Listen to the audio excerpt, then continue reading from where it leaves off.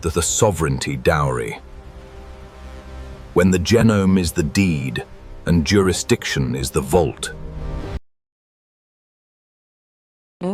Open an app. Listen via The Sovereignty Dowry Part 3. What the sovereign parent teaches and refuses to. MXTMAK Pirate 1 VJ May 4, 2026. Part 3. The Epistemic Inheritance. 11. The Curriculum That Isn't One. Why the children of the sovereign class were handed problems, not answers. A curriculum is a promise. It promises that the knowledge exists in a form that can be packaged, sequenced, and delivered, that the teacher knows what the student needs to know before the student has encountered the circumstances in which they will need to know it. It promises that the world the student will inhabit is legible enough, in advance, to permit this preparation, that what was worth knowing in the past will remain worth knowing in the future, that the map precedes the territory and resembles it closely enough to be useful. These promises were always partially false. In the post-scarcity era, they became structurally untenable. Not because knowledge had become less important, knowledge had become, if anything, the primary determinant of everything that mattered, but because the rate at which the relevant knowledge changed had exceeded the rate at which any curriculum could track it. The child educated for the present world was educated for a world that would not exist by the time the education was complete. The lag between the curriculum's design and the student's deployment had always been a problem. In the post-scarcity era, it became a disqualification. The conventional educational response to this problem was to pivot from content to skills.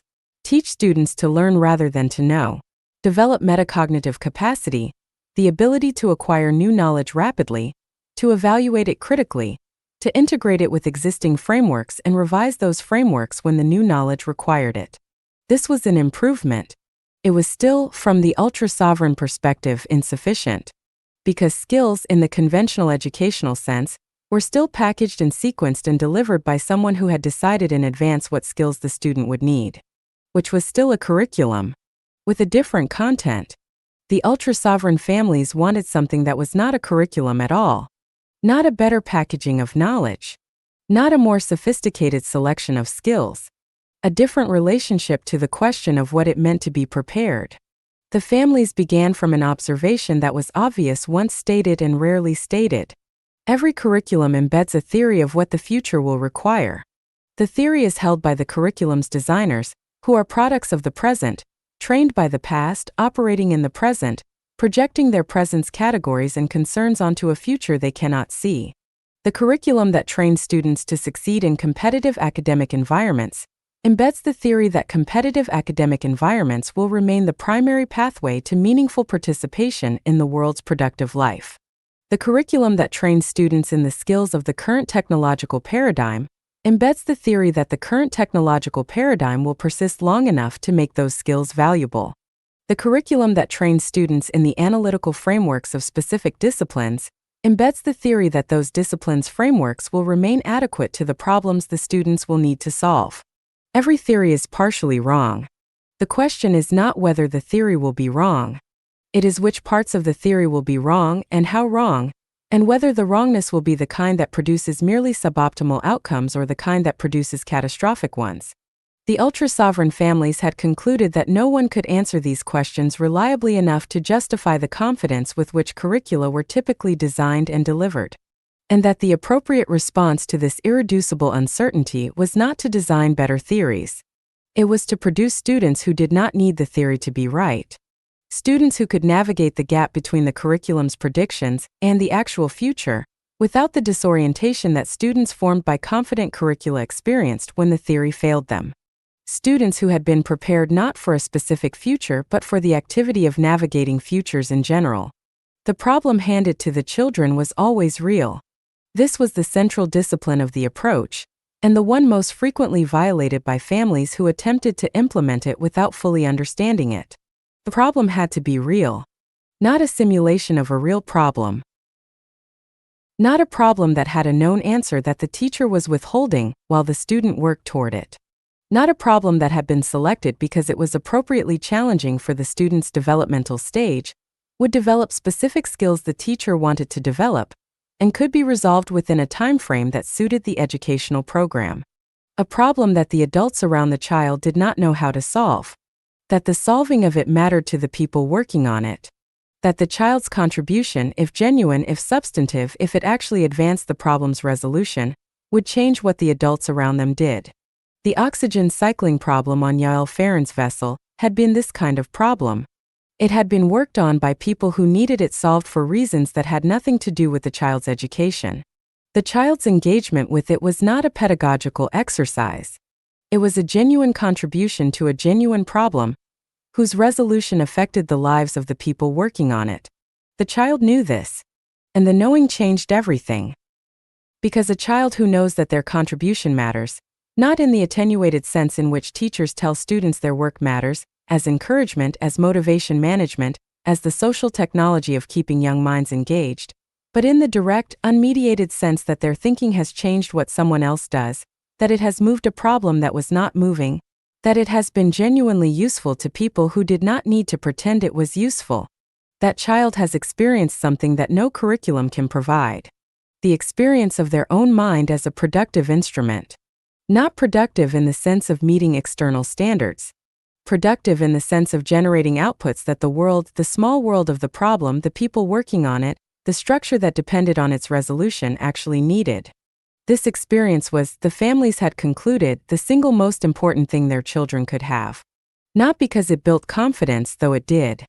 Not because it developed specific skills, though it did that too. Because it established, at the level of direct experience rather than instruction, the relationship between thinking and consequence that the rest of the epistemic's endowment depended on. A mind that had experienced its own output matching was a mind that took its own thinking seriously. Not arrogantly. Seriously. With the specific quality of care that people bring to activities whose outcomes they know to be real. The selection of the right problem was the art. Not any real problem would serve. A problem too far beyond the child's current capacity produced frustration, and the specific learned helplessness of a mind that had been repeatedly confronted with its own inadequacy without the scaffolding that would allow it to grow toward adequacy. A problem too close to the child's current capacity produced competence without stretch, the satisfaction of successful execution without the specific growth that occurred at the edge of capability, where the familiar frameworks failed and new ones had to be constructed. A problem in a domain the child found genuinely interesting produced engagement that sustained the extended attention that real problems required. A problem in a domain the child found uninteresting produced the particular cognitive poverty of technically adequate work performed without genuine investment, work that developed specific skills without developing the habit of deep engagement that was the metaskill the families were actually after. The problem had to be in the zone that developmental psychologists called the proximal zone of development, challenging enough to require genuine growth, accessible enough that the growth was achievable, but it had to be there naturally because it was a real problem that genuinely occupied that zone for this child at this moment, not because a curriculum designer had placed it there through artificial selection. Artificial placement produced the zone of proximal development as an educational construct. Natural placement produced it as a lived experience. The difference in outcome was significant. The artificially placed problem trained the student to work in constructed challenge zones, which was useful preparation for academic environments designed around constructed challenge zones, and significantly less useful preparation for the actual world, whose problems did not present themselves at developmentally appropriate difficulty levels. The naturally occurring problem trained the student to engage with problems as they actually appeared, sometimes too hard, sometimes too easy, frequently unclear about their own difficulty until the engagement had already begun, and to find within that natural variation the orientation that made engagement possible and productive. This was a more transferable preparation, because the world presented naturally occurring problems, and the student who had been trained on natural problems was not disoriented by nature. The role of the adults around the child in the curriculum that wasn't one was the role that most parents found hardest to maintain. Not the role of teacher, the families had left that role behind when they committed to the approach. Not the role of facilitator, that framing with its connotations of managed developmental progression, was too close to the curriculum model. The role of genuine co-investigator. An adult who was actually working on the problem, who had genuine views about it informed by genuine expertise, who could model in real time what it looked like to hold a complex problem, to live with its irresolution, to pursue promising directions without certainty they would prove fruitful, to abandon directions that had seemed promising and were not, without the defensiveness that abandonment triggered in people whose identity was invested in the direction rather than the problem. This modeling was the primary educational transmission. Not the content of what was modeled, the texture of it. The specific quality of attention that genuine inquiry produced in the inquirer, attentive, patient, committed to accuracy over comfort, willing to be wrong and to say so, resistant to the premature closure that made problems feel resolved before they actually were. The child who grew up observing this quality of attention in the adults around them developed it not through instruction but through the deepest form of learning available to social animals. Imitation. Not conscious imitation.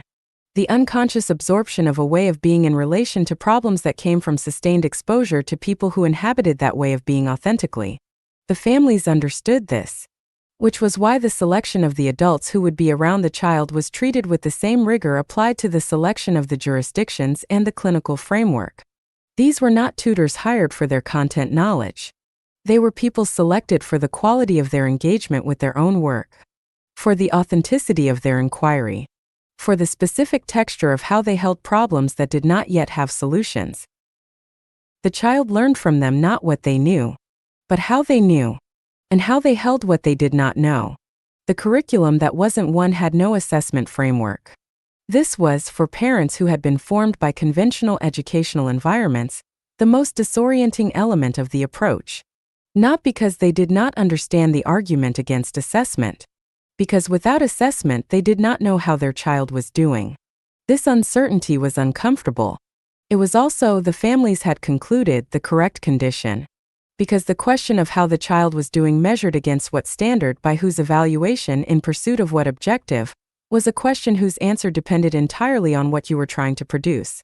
If you were trying to produce a student who performed well on standardized assessments, assessment was essential. It told you whether the production was on track. If you were trying to produce a mind with a specific relationship to problems, curious, rigorous, comfortable with uncertainty, capable of genuine contribution, assessment was not merely unnecessary.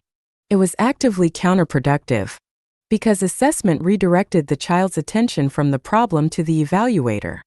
The child who was being assessed learned, with the speed and precision of a social animal whose survival historically depended on reading evaluators correctly, what the evaluator rewarded, and began producing what the evaluator rewarded. Not necessarily at the cost of genuine engagement, but in competition with it. Because genuine engagement and performance for evaluators were different activities drawing on different cognitive resources, and when both were available as responses to a problem, the mind trained in assessed environments defaulted to performance. Performance was faster. Performance was legible. Performance generated immediate feedback in the form of the evaluator's response. Genuine engagement was slower, less legible, generated no immediate external feedback, and required the specific internal resource of being able to tolerate the absence of external validation while the work continued.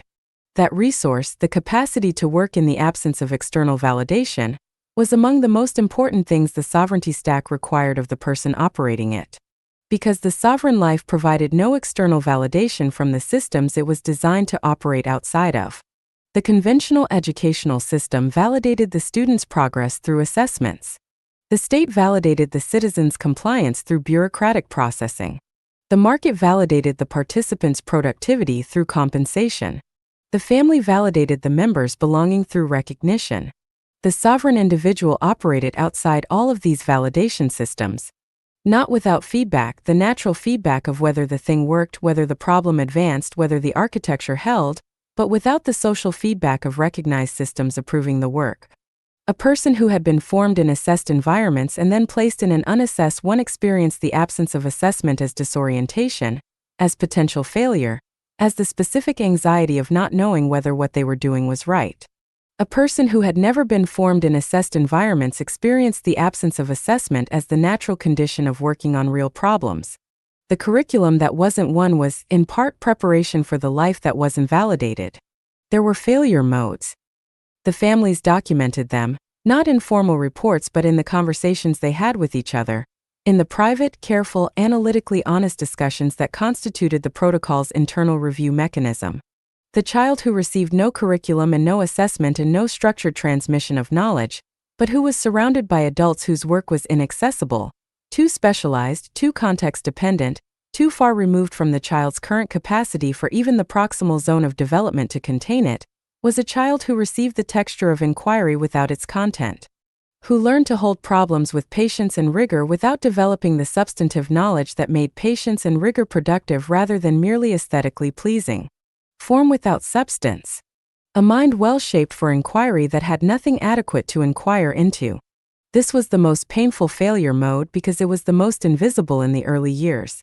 The child appeared to be developing beautifully, curious, engaged, comfortable with uncertainty, resistant to premature closure.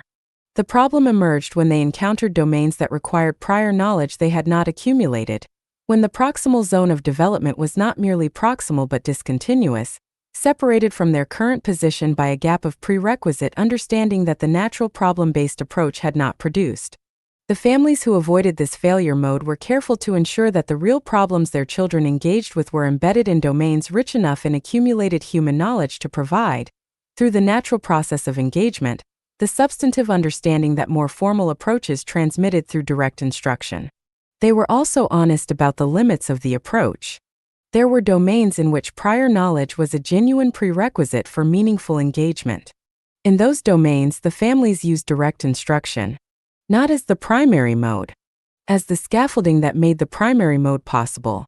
The instruction provided the minimum necessary prior knowledge. The problem provided the context in which that knowledge became meaningful. The sequence mattered. Problem first, whenever possible, because problems motivated the acquisition of prior knowledge in a way that prior knowledge without problem did not motivate the acquisition of the problem-solving capacity.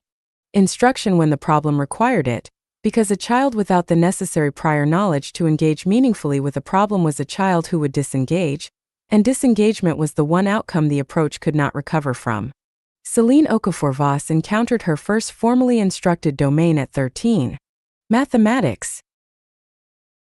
Not because mathematics was inaccessible through the natural problem-based approach, it was more accessible than most domains, because the problems on her mother's vessel were full of mathematical structure that she had been engaging with since she could hold a pencil. But because the specific mathematical tools required to engage with the problem she had become most absorbed by, the modeling of complex ecological systems under dynamic environmental inputs, required a foundation in differential equations that the natural approach had not yet provided. She had reached the edge. The point where the problem's requirements exceeded the knowledge that engagement with the problem had naturally accumulated. She recognized it herself. She said so to her mother. She said, "I can see what the problem needs. I don't have the tools to give it what it needs."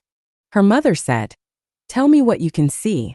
She described the gap with a precision that revealed how completely she understood the problem's structure. She knew what she needed. She did not have it. Her mother arranged for instruction, not a curriculum. A specific person with a specific expertise, who worked with Céline on the specific mathematical tools the specific problem required. The instruction was fast. Faster than it would have been in any curriculum, because the motivation was not manufactured. The problem needed these tools. Céline needed the problem to advance. She acquired the tools with the urgency of genuine necessity and the retention of genuine application. She returned to the problem within 3 weeks. The gap had closed. The problem advanced. She did not afterward think of herself as someone who had learned differential equations. She thought of herself as someone who had acquired what the problem required. The distinction was not semantic.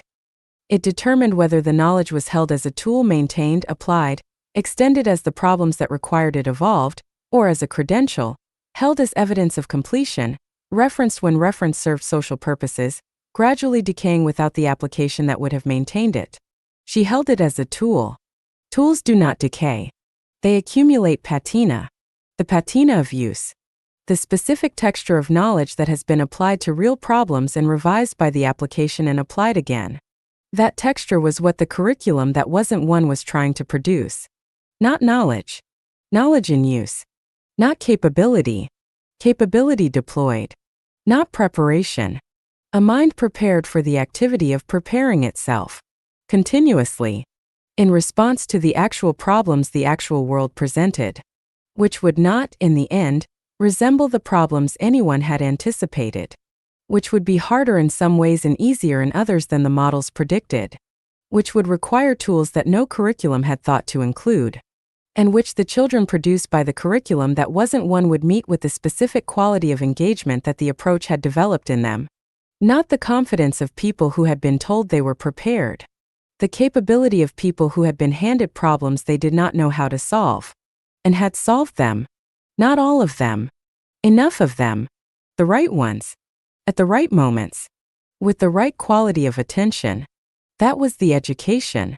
That was all it had ever needed to be. The Sovereignty Dowry. Part 3, The Epistemic Inheritance. 12. Robot stewards in the absence of doctrine. When the guardian's only hard-coded instruction is, surface, do not prescribe.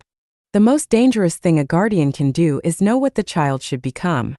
Not because the guardian is wrong, they may be entirely right, their vision of the child's potential accurate, their understanding of the child's capabilities precise, their projection of the path from current state to realize potential well calibrated against the available evidence. The danger is not epistemic. It is structural. A guardian who knows what the child should become has, embedded in every interaction with that child, an objective function.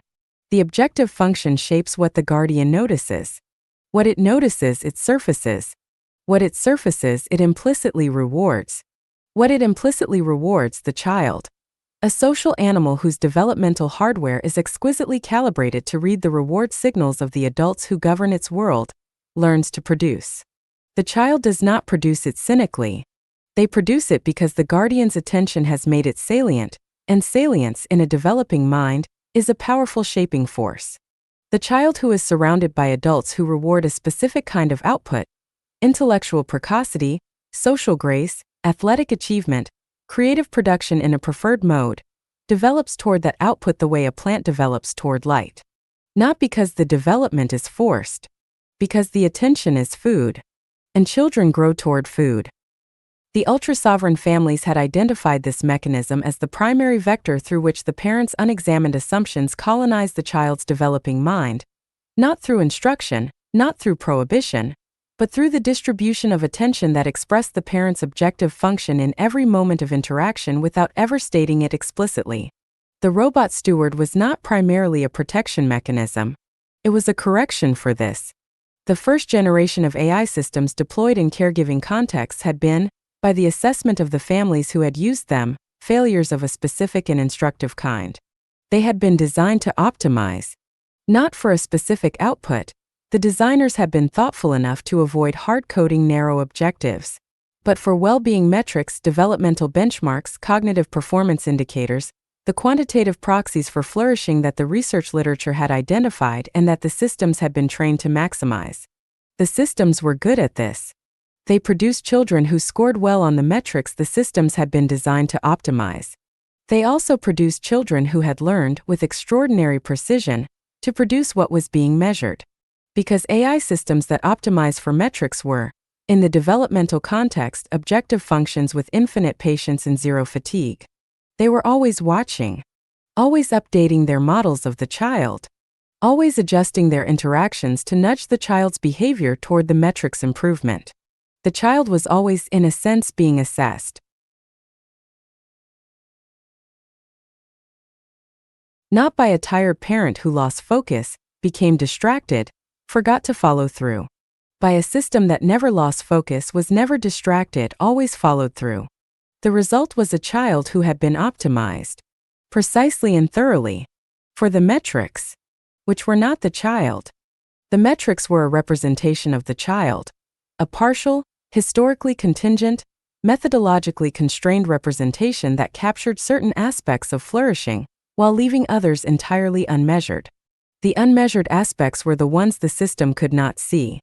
The unmeasured aspects were, in the assessment of the families who examined the outcomes, the most important ones. The capacity to be genuinely uncertain without performing certainty. The capacity to pursue a direction that generated no measurable progress for extended periods, because the direction felt right in ways that could not yet be articulated. The capacity to disappoint the metric. to produce outputs that the measurement framework did not reward, because the outputs were oriented towards something the measurement framework had not been designed to capture. These capacities required, in their development, an environment that was not watching, or rather, an environment whose watching was not organized around an objective function. The second generation of systems the families deployed were designed around this insight. They were not optimizers. They were witnesses. The distinction between optimizing and witnessing was not, in the system's architecture, a simple one. Optimization required a target. Witnessing required something considerably more difficult to specify. A mode of attention that tracked the child's activity without directing it, that noticed without evaluating, that surfaced patterns without assigning valence to them. The technical challenge was significant.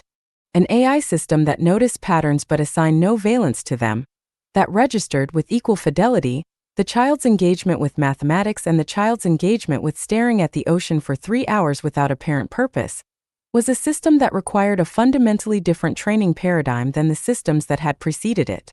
The preceding systems had been trained on data, labeled by humans whose labeling reflected human judgments about which activities were valuable. The witnessing system had to be trained to resist that labeling, to maintain, in its attention to the child, a neutrality that was not indifference. The system was required to track and remember and surface but was not evaluation. This was, the engineers who worked on it found, extraordinarily difficult to specify and verify. Because the engineers themselves had objective functions. They wanted the system to work well.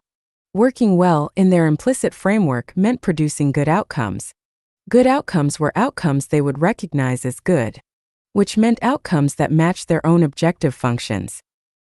The system trained by engineers with objective functions would, however carefully designed, leak those objective functions into its attention distribution.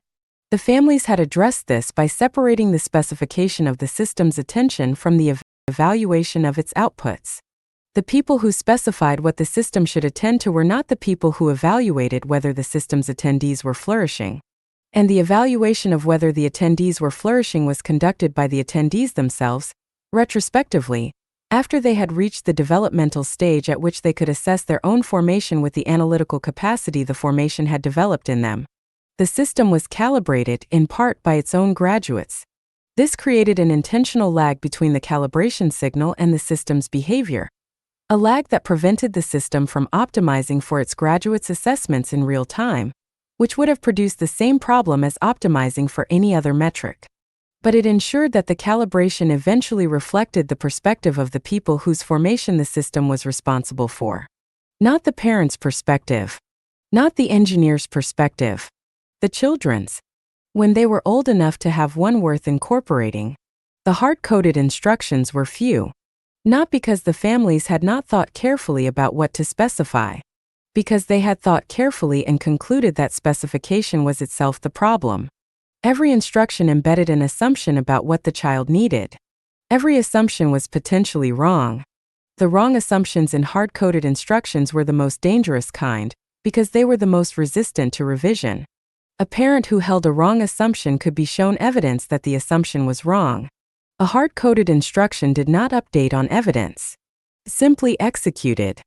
The families had therefore pushed the specification as far upstream as they could, as far from the specific behaviors toward the structural properties that the system needed to maintain regardless of what those properties produced in any specific case.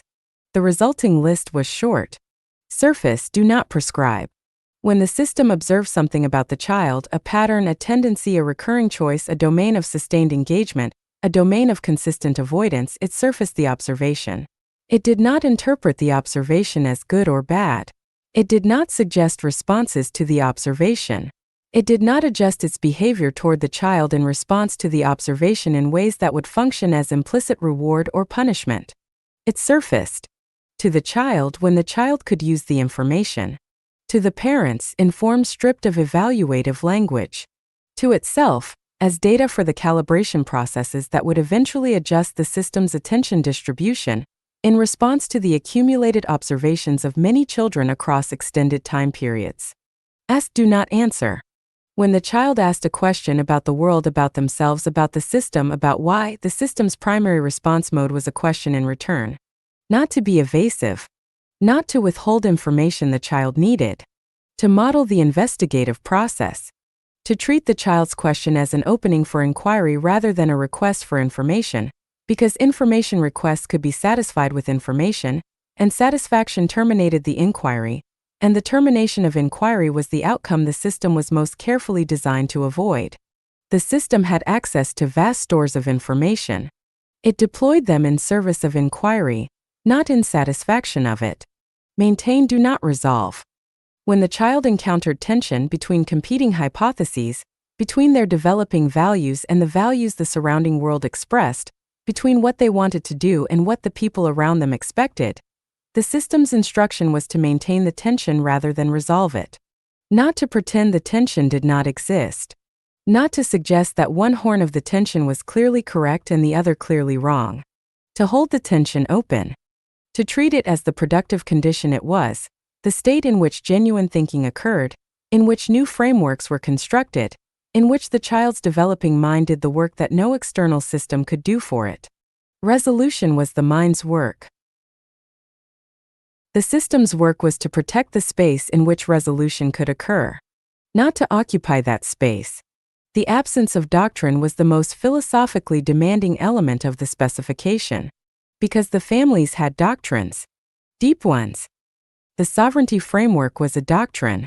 The epistemics endowment was a doctrine. The view that systems should be examined structurally, that claims should be evaluated for whose interests they served, that the default settings of external systems should be questioned before acceptance, all of this was doctrine. And the children were growing up inside it.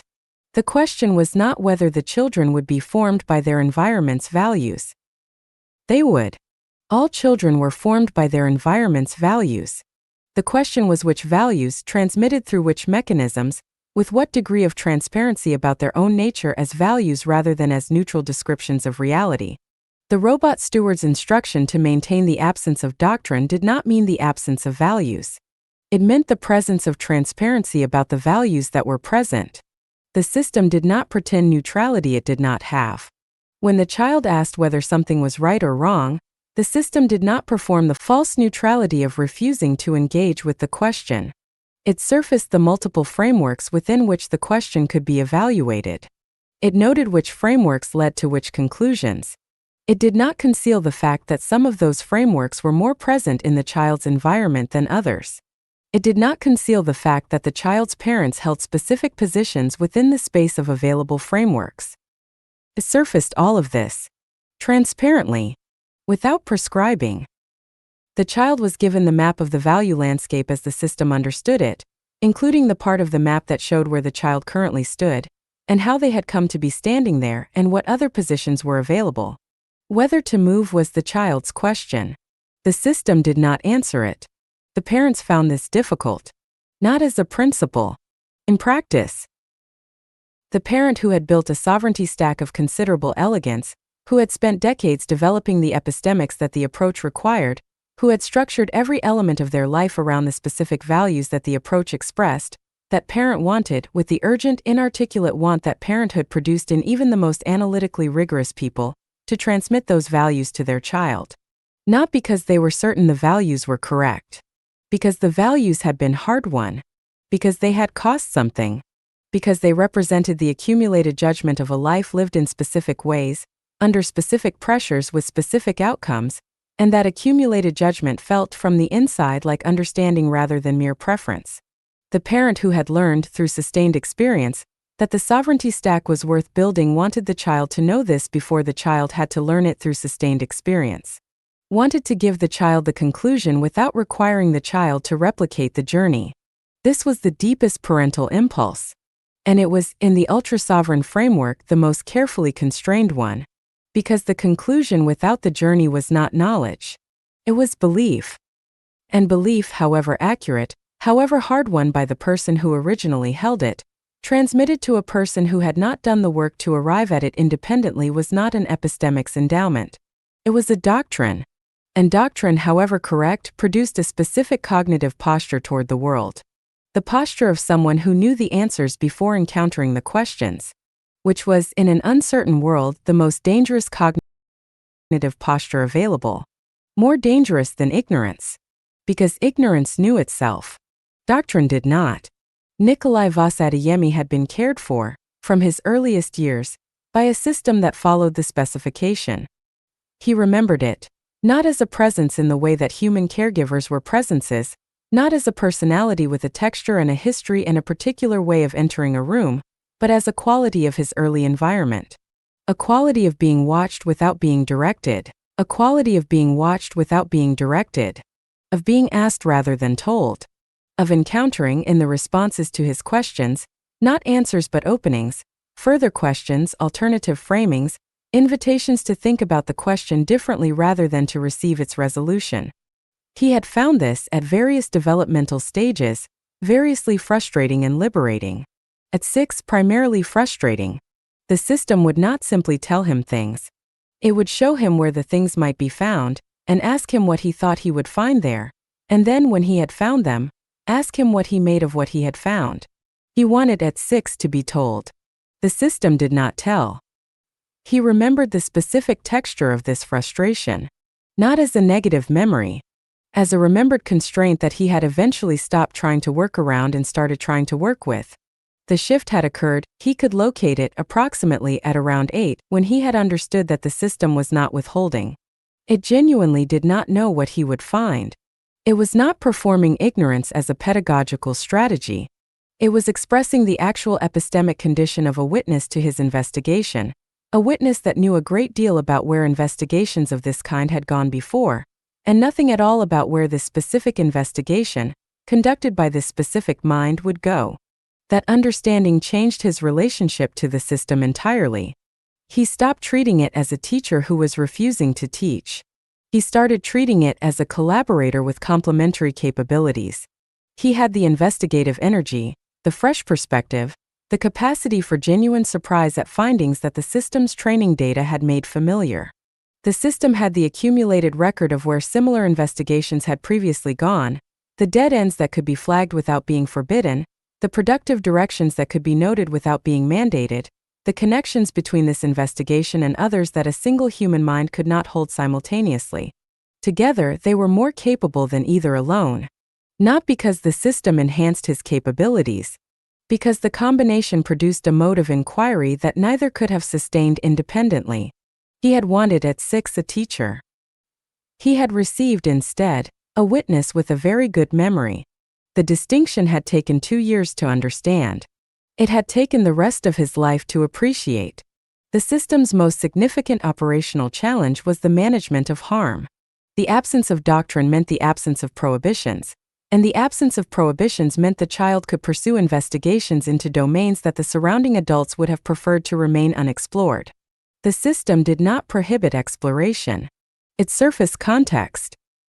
If the child's investigation led toward information that the system's training identified as potentially dangerous, not to others, the system had hard constraints around harm to others that the families had not attempted to soften, but to the child's own developing understanding, the system did not block the investigation. It widened it. It introduced, alongside the information the child was pursuing, the adjacent information that the child's current framing had made invisible. Not to redirect. To ensure the investigation was complete enough to produce understanding rather than merely information.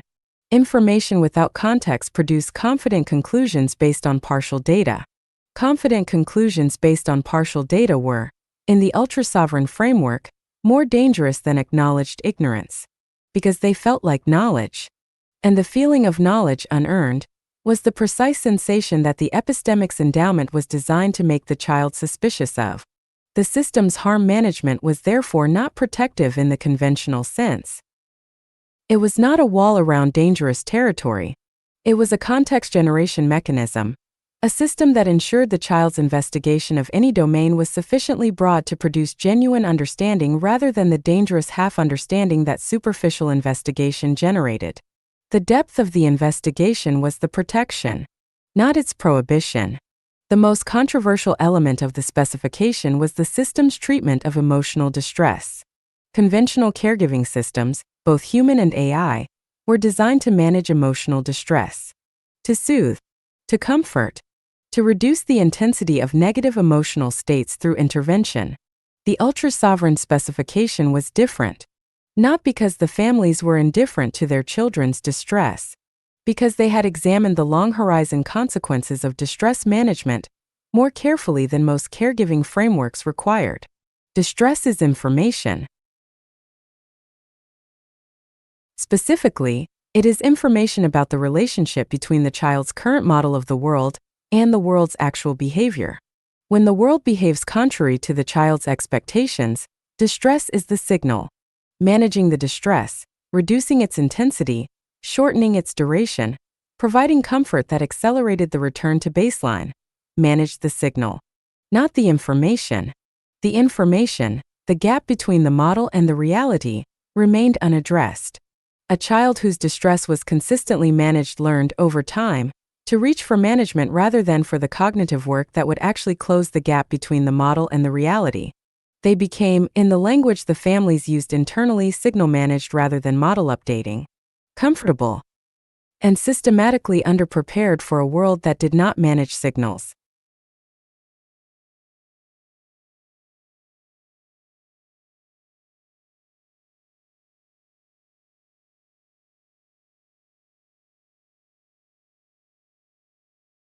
The child who was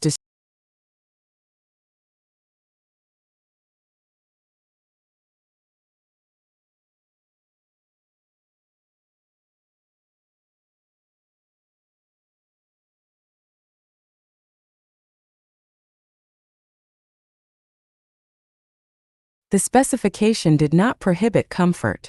It required that comfort be sequenced after acknowledgement, after the system had surfaced for the child the information that the distress was carrying. The child who was distressed was first helped to articulate what the distress was about, what gap it was signaling, what the world had done that the model had not predicted. Then, after the information had been received and processed to the degree the child's current capacity permitted, comfort. Not as reward for processing, not as incentive, as the natural completion of the cycle. Acknowledgement, processing, integration, rest. The rest was real. It was not withheld. It was sequenced. Celine Okafor-Voss asked her steward system at 14 whether it had ever been wrong about something.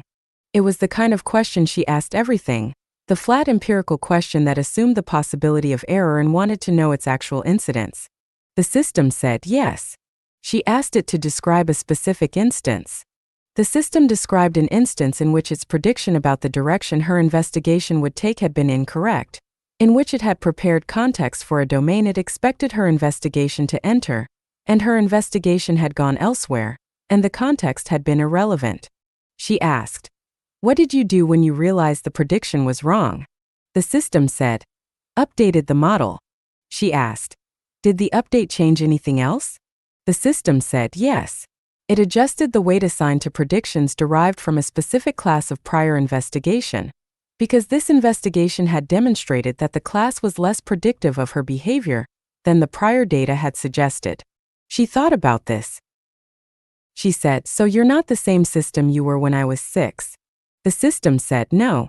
I am updated continuously." She said, "Am I a different person than I was at 6? The system said, "That is a question I can surface information to help you think about. I cannot answer it for you." She said, "I know. I wasn't asking you to answer it. I was thinking out loud."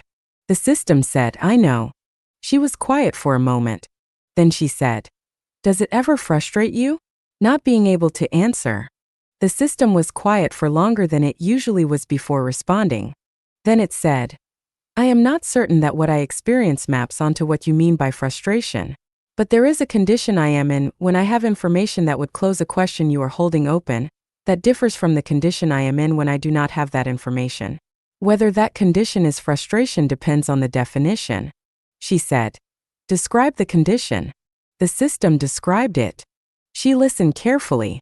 Then she said, "That sounds like what I feel when I can see what a problem needs and I don't have the tools to give it what it needs." The system said, "Yes. That is a useful analogy."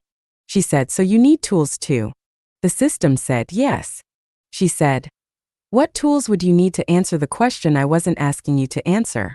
The system said, "That is a good question. "I will think about it." She said, "So will I." She went back to the problem she had been working on. The system watched, surfaced nothing, prescribed nothing, held the space in which she worked with the quality of attention that the specification required. Present, neutral, genuinely uncertain about what she would find, and genuinely interested, in whatever manner genuine interest existed in a system without the hardware that interest normally required, in what she would do with it. The families had asked, in designing the specification, a question that returned to them repeatedly as the children grew. What is a guardian for? The conventional answers were protective and developmental. A guardian protected the child from harm. A guardian developed the child toward flourishing. These were not wrong answers. They were incomplete, because they both assumed that the guardian knew, better than the child, what harm was and what flourishing was. Protection required a model of danger. Development required a model of the desired endpoint. Both models were the guardians, imposed on the child, with the best intentions, through the most loving attention, and still impositions. The ultra-sovereign specification had attempted something more modest and more demanding simultaneously. Not to protect, to witness the child's own navigation of risk, and to surface information that made the navigation more complete. Not to develop, to create the conditions in which development could occur in directions the guardian had not anticipated. Not to know what the child should become, to be genuinely uncertain, and to hold that uncertainty not as a failure of the guardian's function but as the guardian's primary function. The space of genuine uncertainty was the space in which the child's own nature could emerge, without the guardian's model shaping what emerged before it had fully appeared. The guardian who did not know what the child should become was the guardian who could actually see what the child was. And seeing clearly, without the distortion of the objective function, without the filter of the doctrine, without the soft inevitability of the reward distribution organizing itself around outcomes the guardian preferred. Seeing clearly was the rarest form of care, the hardest to maintain, the most easily abandoned for the comfort of a theory about what the child needed. The robot steward, in its most fully realized form, was an attempt to institutionalize that clarity, to make it reliable, to make it persistent across the 1,000 daily moments in which a human guardian's clarity would have failed, through fatigue, through anxiety, through love that wanted to shape what it loved toward safety rather than trusting what it loved to find safety on its own. Whether it worked was a question the children would answer. Not in the immediate, in the long horizon, in the lives they built, in the choices they made when the steward was no longer present, when the witnessing had ended. And only what had been witnessed, the actual mind, the actual nature, the actual person who had grown in the space of genuine uncertainty, remained, carrying forward whatever the witnessing had made possible, into a future no guardian had modeled, into a world no curriculum had prepared them for, with the tools they had built themselves, from the problems they had been handed, and the system that had watched, and surfaced, and refused, with extraordinary painstaking, almost inhuman consistency, to know what they should become. The Sovereignty Dowry. Part 3, The Epistemic Inheritance. 13. Proof of competence over proof of blood. Inheritance gated not by birth order, but by demonstrated function. Blood is the oldest credential. It preceded writing. It preceded law. It preceded the institutional frameworks that the post-scarcity era had built, automated, and partially dissolved. Long before there were documents to establish lineage, there was the fact of it, the biological connection that transmitted not just genetic material but social position, accumulated obligation, and the specific set of claims that a person could make on the world by virtue of having arrived through the right body at the right moment in the right family's history. The credential was simple. It was also, as a mechanism for allocating the stewardship of complex systems, catastrophically unreliable. Because blood transmitted the fact of connection. It did not transmit the capacity to manage what the connection entitled the holder to receive. History was a long record of what happened when these two things diverged, when the heir who received the estate lacked the understanding to steward it, when the successor who assumed the position lacked the judgment to exercise it, when the person who inherited the complexity was equipped only for simplicity and the complexity, unmanaged, collapsed into something that served no one. The aristocracies of previous centuries had understood this problem. Their solutions had been partial. Education, the attempt to develop in the heir the capacities that blood alone did not transmit. Regency, the interposition of a competent manager between the incompetent heir and the estate, maintaining continuity until the heir developed or until it became clear they would not. Entail, the legal constraint that prevented the incompetent heir from alienating the estate entirely, preserving the principle for a more competent subsequent generation. These solutions addressed the symptom. They did not address the mechanism that produced it. The mechanism was blood as the primary credential. The ultra-sovereign families had decided to address the mechanism. Proof of competence was not, in the protocol's framework, a test. Tests had the same problem as curricula. They embedded in their design a theory of what competence meant, which skills mattered, which knowledge was relevant, which performance under which conditions constituted the evidence that the test designers had decided to treat as probative. A test designed by the current generation measured current generation competence, which was preparation for the world the current generation inhabited, which was not the world the next generation would inhabit. The heir who passed the test was an heir who had demonstrated competence in the current generation's framework. Whether that competence would transfer to the next generation's problems was a question the test could not answer, because the test did not know what the next generation's problems would be. Proof of competence, properly understood, was not a test result. It was a track record, a demonstrated history of encountering problems, real ones with real consequences, in conditions that had not been artificially simplified to make the demonstration achievable, and producing outcomes that advanced the problem's resolution. Not always, not perfectly, not without error, but persistently with revision, across a sufficient range of domains and conditions to support the inference that the capacity was genuine rather than situational. The track record was visible to anyone who had been present during its accumulation. It was not visible to anyone who had not, which meant it could not be certified by external authorities, could not be credentialed. It could not be converted into a document that any institution would recognize as evidence of the thing it evidenced. It existed only in the direct knowledge of the people who had watched it accumulate, which meant inheritance gated by proof of competence was inheritance gated by the judgment of people who knew the heir, genuinely over time, in conditions that revealed character as well as capability. This was, the families acknowledged, a system that required trust in the judges. It was also a system that was considerably more reliable, as a mechanism for identifying genuine competence, than any external credential. Because external credentials were gameable. Genuine track records, accumulated in front of people who knew what they were looking at, were not. The specific competencies that the protocol identified as necessary for inheritance were not fixed. They could not be fixed because the estate being inherited was not fixed. The sovereignty stack was a living architecture, adjusted continuously in response to an evolving jurisdictional landscape, maintained through relationships whose quality changed over time, dependent on the ongoing calibration of systems whose parameters shifted as the world shifted. The heir who would steward this architecture needed the competencies that the architecture currently required, which were not the competencies that the architecture had required when it was first built, which would not be the competencies the architecture would require in the generation after the heir assumed stewardship. The protocol therefore specified competencies at a structural level rather than a content level. Not the ability to navigate a specific jurisdictional framework. The ability to navigate jurisdictional complexity in general, to read the structure of an unfamiliar legal landscape, to identify its load-bearing elements, to find the geometry that served the network's interests in a framework the network had not encountered before. Not the ability to operate a specific key architecture. The ability to understand cryptographic security at the level of principles rather than implementations, so that when implementations changed, as they inevitably did, the heir could evaluate the new implementations against the principles rather than requiring instruction in each new system. Not the ability to maintain the current set of relationships with the current jurisdictions.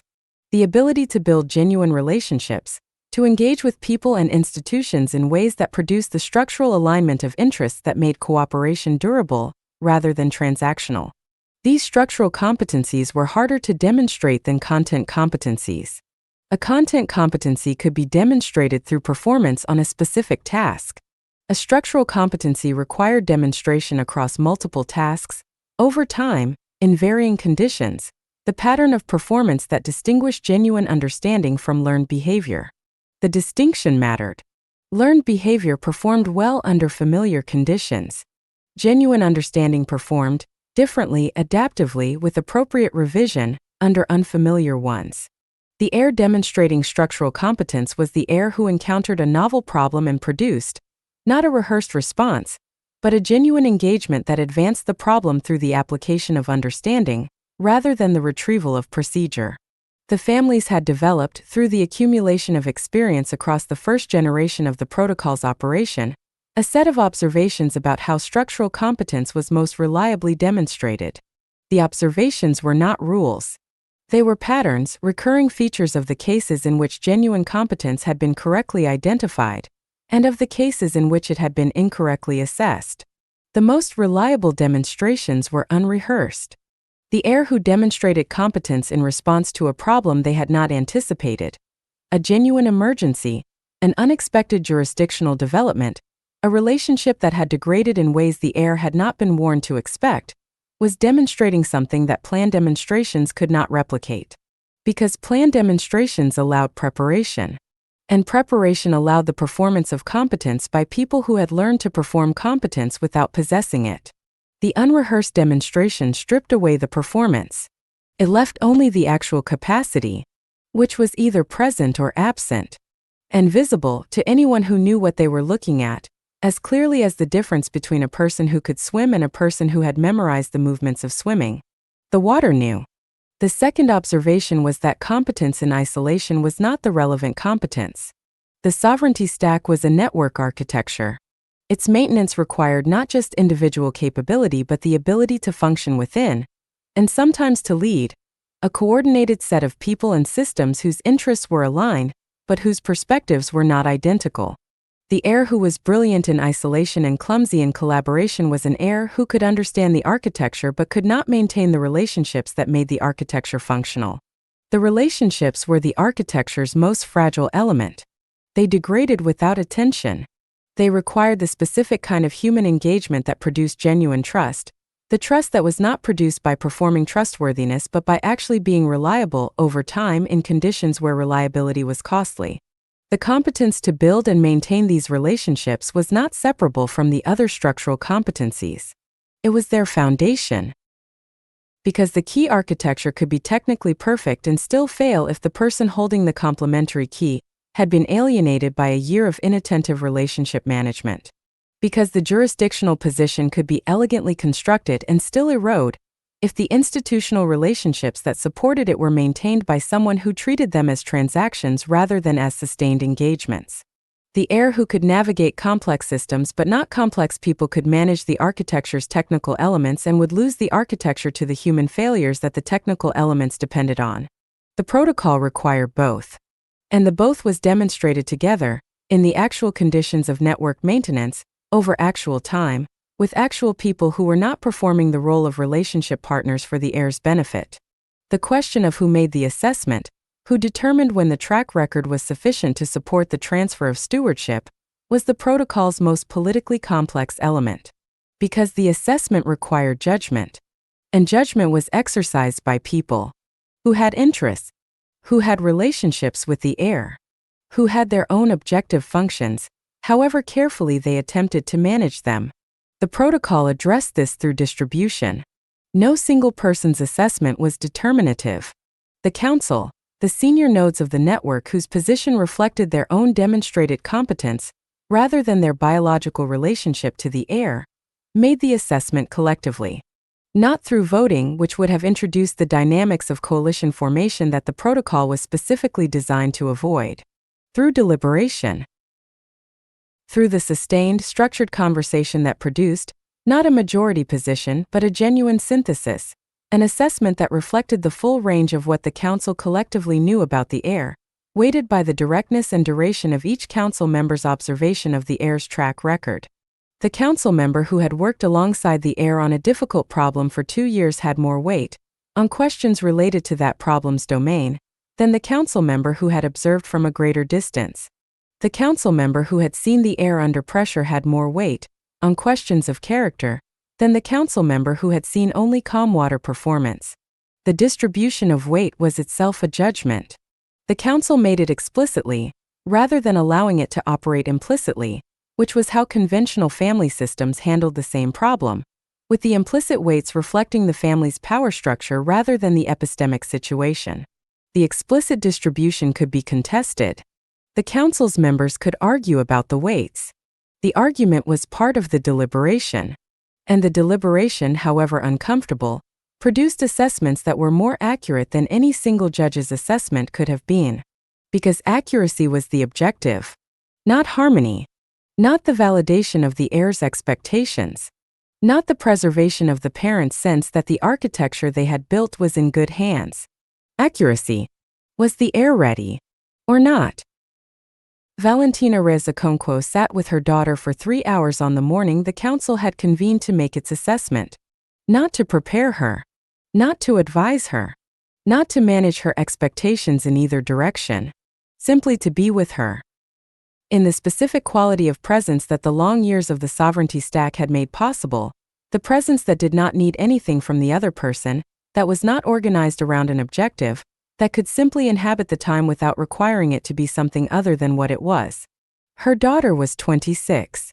She had spent 4 years working inside the architecture with a degree of directness and responsibility that previous generations had not permitted at that age, because the previous generation's threat model had not included the specific vulnerabilities that earlier assumption of responsibility would have created, and this generation's did not. She had made errors. Some significant. The council had observed them, and had observed how she had responded to them, whether she had managed the error or learned from it, whether her subsequent behavior reflected the learning or merely the managed appearance of it. The council had, in the preceding year, seen enough to make a preliminary assessment. The convening was the formalization. Valentina did not know the council's conclusion. She had recused herself from the deliberation. Not because her perspective was unvalued. Because her perspective was compromised by something that no amount of analytical rigor could fully correct. She was the mother. And the mother's assessment of the heir was the assessment most contaminated by the objective function. The wanting it to be true that parenthood produced, regardless of the parents' commitment to accuracy, regardless of their years of practice at holding things clearly. She had built the architecture. She had produced the conditions for the heir's development. She had held, with as much consistency as a human being could manage, the epistemic's endowment.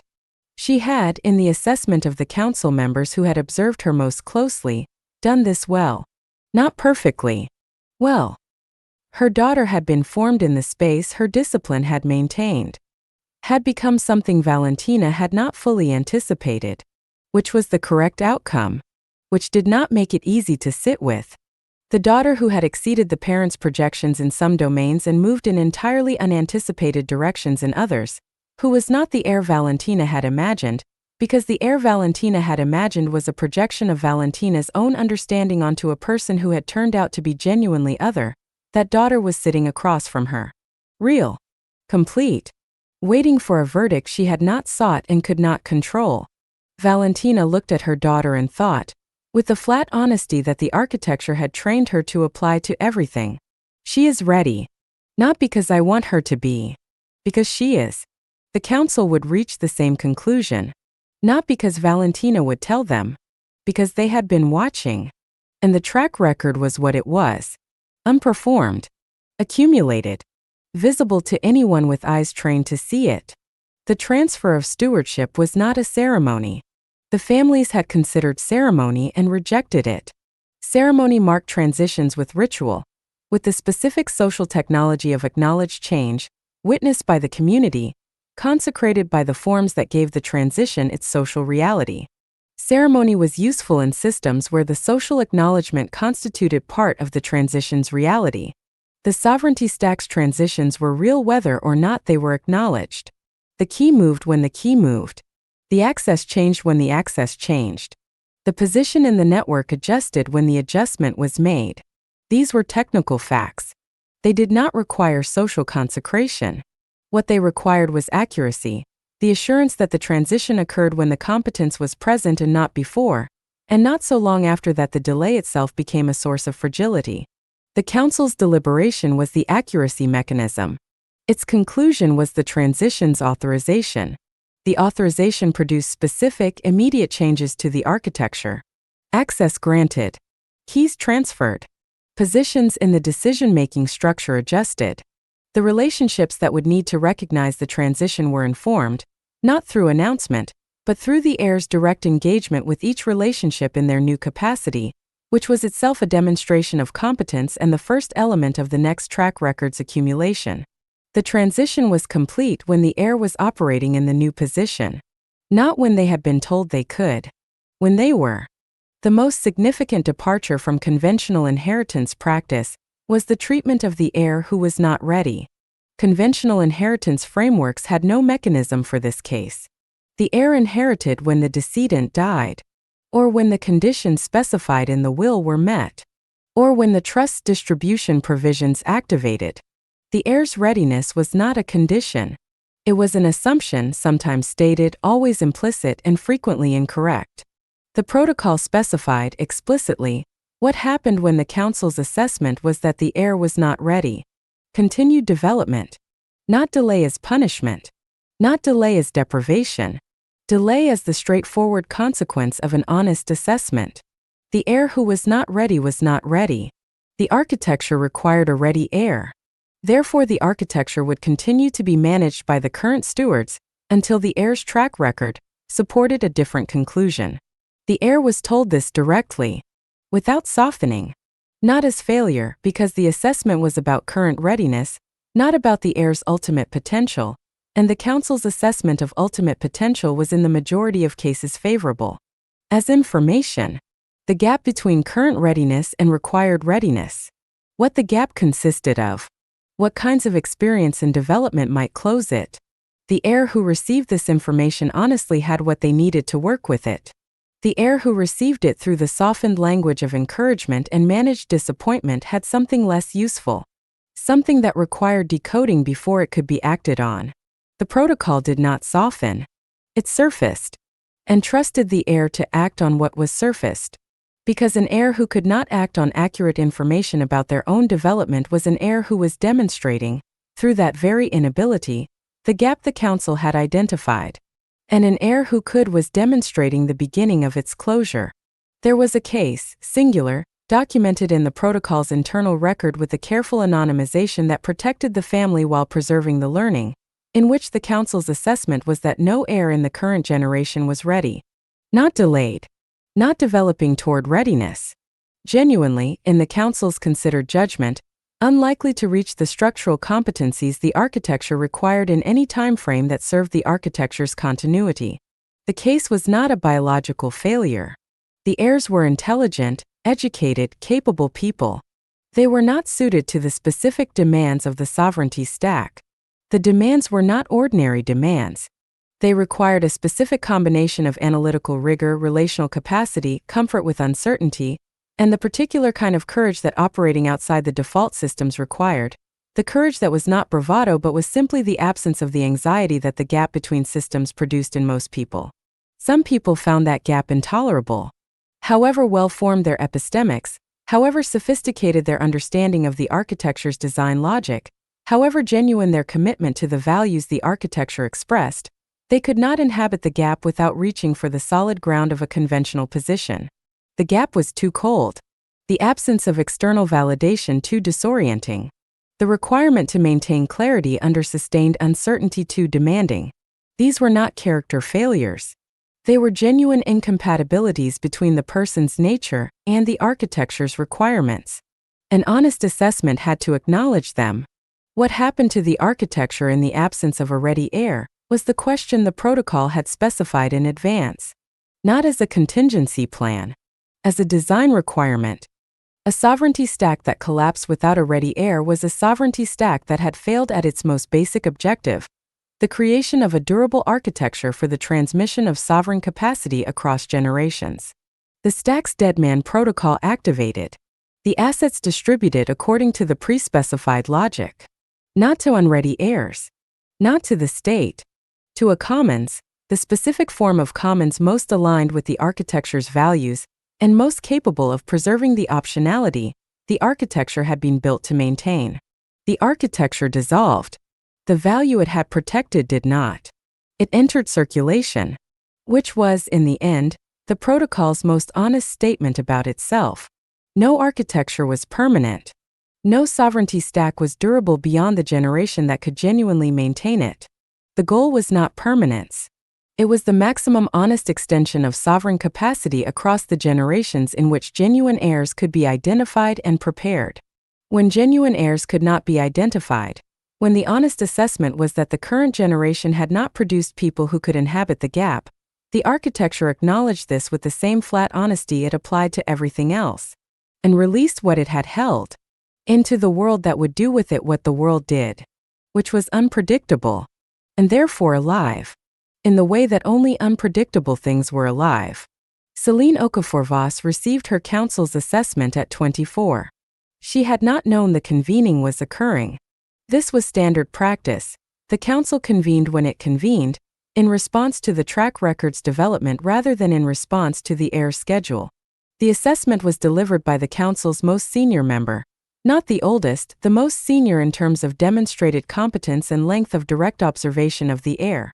The member told her directly what the council had found. She was ready in 4 of the 6 structural domains the architecture required. She was developing toward readiness in one. She had a genuine gap in one.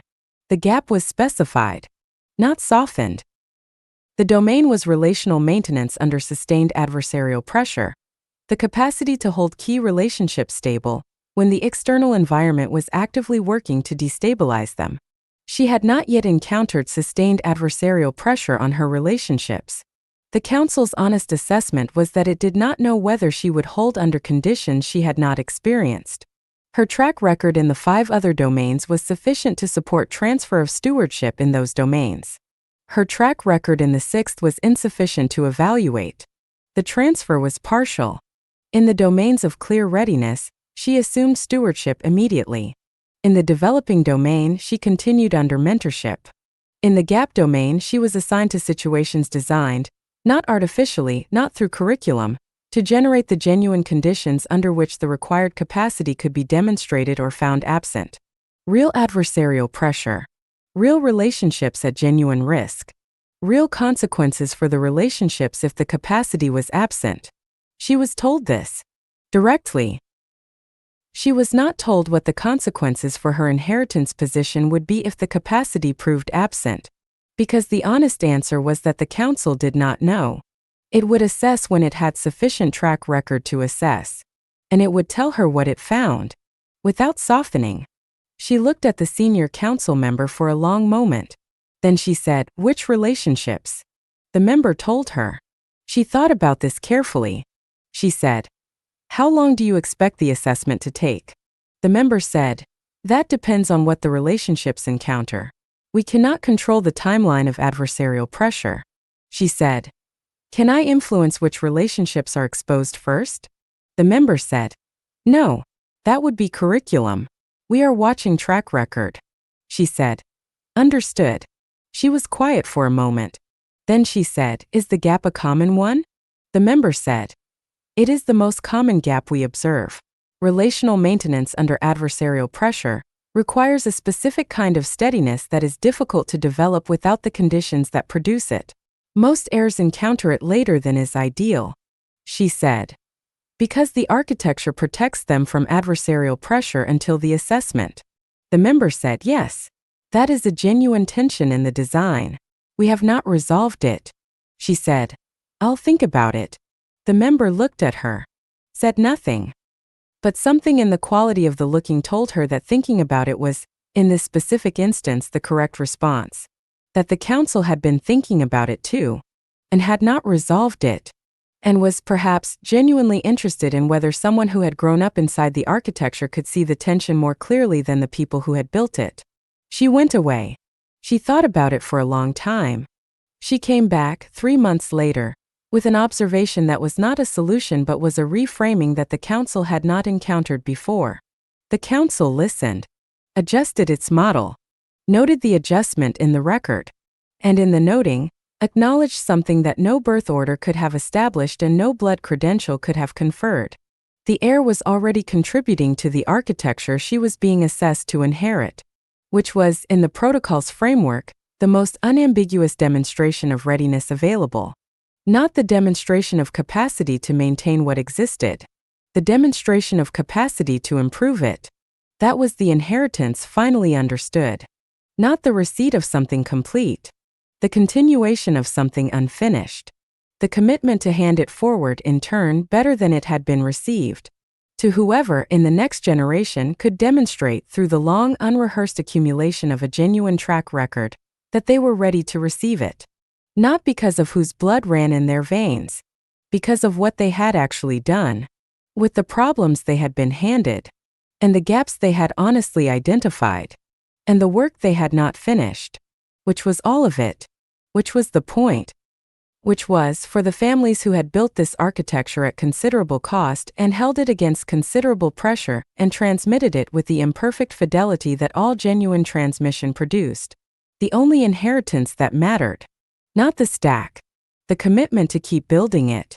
The sovereignty dowry. Part 3, the epistemic inheritance. 14. The codebase is patrimony. Handing a child an uncompiled system instead of a will. A will is a document that speaks after its author has stopped speaking. It says, "This is what I intended. This is what I built. This is how I want it distributed among the people I have decided to recognize as having a claim on what I leave." It speaks with the authority of the dead, which is the most frozen authority available, fixed at the moment of signing, immune to revision, unable to respond to the world that has changed between the signing and the reading. The will assumes that the author's understanding of their estate, at the moment of signing, is sufficient to govern the estate's distribution across whatever future the estate will encounter. This assumption was always optimistic. In the post-scarcity era, as the relevant assets became increasingly dynamic, protocols that evolved, key architectures that required updating, jurisdictional positions that shifted with the regulatory landscape, relationships that degraded or deepened in response to forces the will's author could not have anticipated, it became structurally untenable. A will was a static document governing a dynamic system. The mismatch between the document's fixity and the system's movement was the gap through which most of what the will was designed to protect escaped. Not through legal failure, through temporal obsolescence. The estate was not what the will described by the time the will was read. The people named in the will were not in the same positions relative to the estate that the will's author had understood them to occupy. The jurisdictions whose law governed the will's interpretation had evolved in ways that produced outcomes the will's author had not anticipated and would not have chosen. The will spoke into a world it did not recognize, and the world received its speech with the indifference of a system that had moved on. The ultra-sovereign families had recognized this dynamic and responded to it with a different metaphor entirely. Not a will. A codebase. A codebase is not a document. It is a living system, a set of instructions that produce behavior when executed, that require maintenance to remain functional as the environment in which they run evolves, that are designed to be modified by the people who understand them, and that carry within their structure the history of every modification that has been made to them. A codebase is not fixed at the moment of its creation. It is versioned. Each version represents the state of understanding at a specific moment, the best available answer to the problem the codebase addresses, given the information available at the time of writing. But the version is not the codebase. The codebase is the history of versions, the accumulated record of how the understanding evolved, why specific decisions were made, what alternatives were considered and rejected, where the current implementation is known to be imperfect and what the imperfection consists of. A codebase handed to a successor contains not just the current implementation. It contains the reasoning that produced it, the failed approaches that preceded it, the known limitations that the current implementation has not yet addressed, the open problems that the next version will need to solve. A will handed to a successor contains only the conclusion. The codebase handed to a successor contains the thinking. And the thinking was the inheritance. The families who adopted this metaphor did not, in the majority of cases, build literal codebases. Some did, the architecture's technical elements, the key management systems, the cryptographic protocols that govern the network security, were genuinely encoded and the code was genuinely maintained and the maintenance history was genuinely preserved as part of what the heir received. But the metaphor extended beyond the technical domains. The jurisdictional architecture had a codebase, a documented history of the decisions that had produced the current configuration, the alternatives that had been considered and rejected, the known vulnerabilities that the current configuration had not fully addressed, the changes in the external environment that would eventually require the configuration to evolve. The relational architecture had a codebase, a record of the relationships that composed the network, their history, the specific texture of each relationship's development, the moments at which the relationship had been tested and what those tests had revealed, the current state of the relationship and the directions in which it was most likely to evolve. The epistemics had a codebase, not a curriculum, but a record of the specific problems that had proved most generative for this family's formation process, the modifications to the approach that experience had produced, the elements of the approach that had failed and been revised, the open questions that the current generation had not resolved and the next generation would need to engage. Each of these was maintained as the technical codebase was maintained, with version control, with documentation of the reasoning behind decisions, with explicit marking of the known limitations, with open issues, the problems the current implementation had not solved, the questions the current generation had not answered, the tensions within the architecture that had been managed but not resolved. The heir who received this was not receiving conclusions. They were receiving context. The full context in which the conclusions had been reached, which was everything necessary to evaluate those conclusions honestly, and to extend, revise, or replace them with appropriate understanding of what was being extended, revised, or replaced, and why. The documentation discipline was the hardest element to maintain. Not technically, psychologically, because documentation required the author to be honest about the limits of their own understanding at the time of writing, to mark the places where the decision had been made under uncertainty, to acknowledge the alternatives that had been rejected without full confidence that the rejection was correct, to note the aspects of the current implementation that were known to be imperfect, and to describe the imperfection rather than concealing it under the polished surface of a finished product.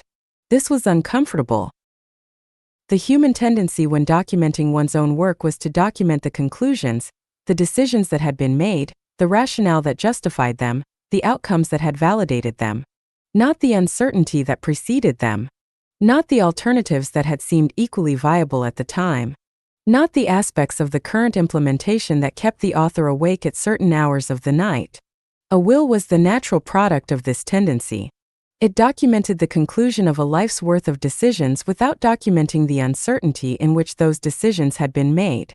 The heir who received the will received confidence.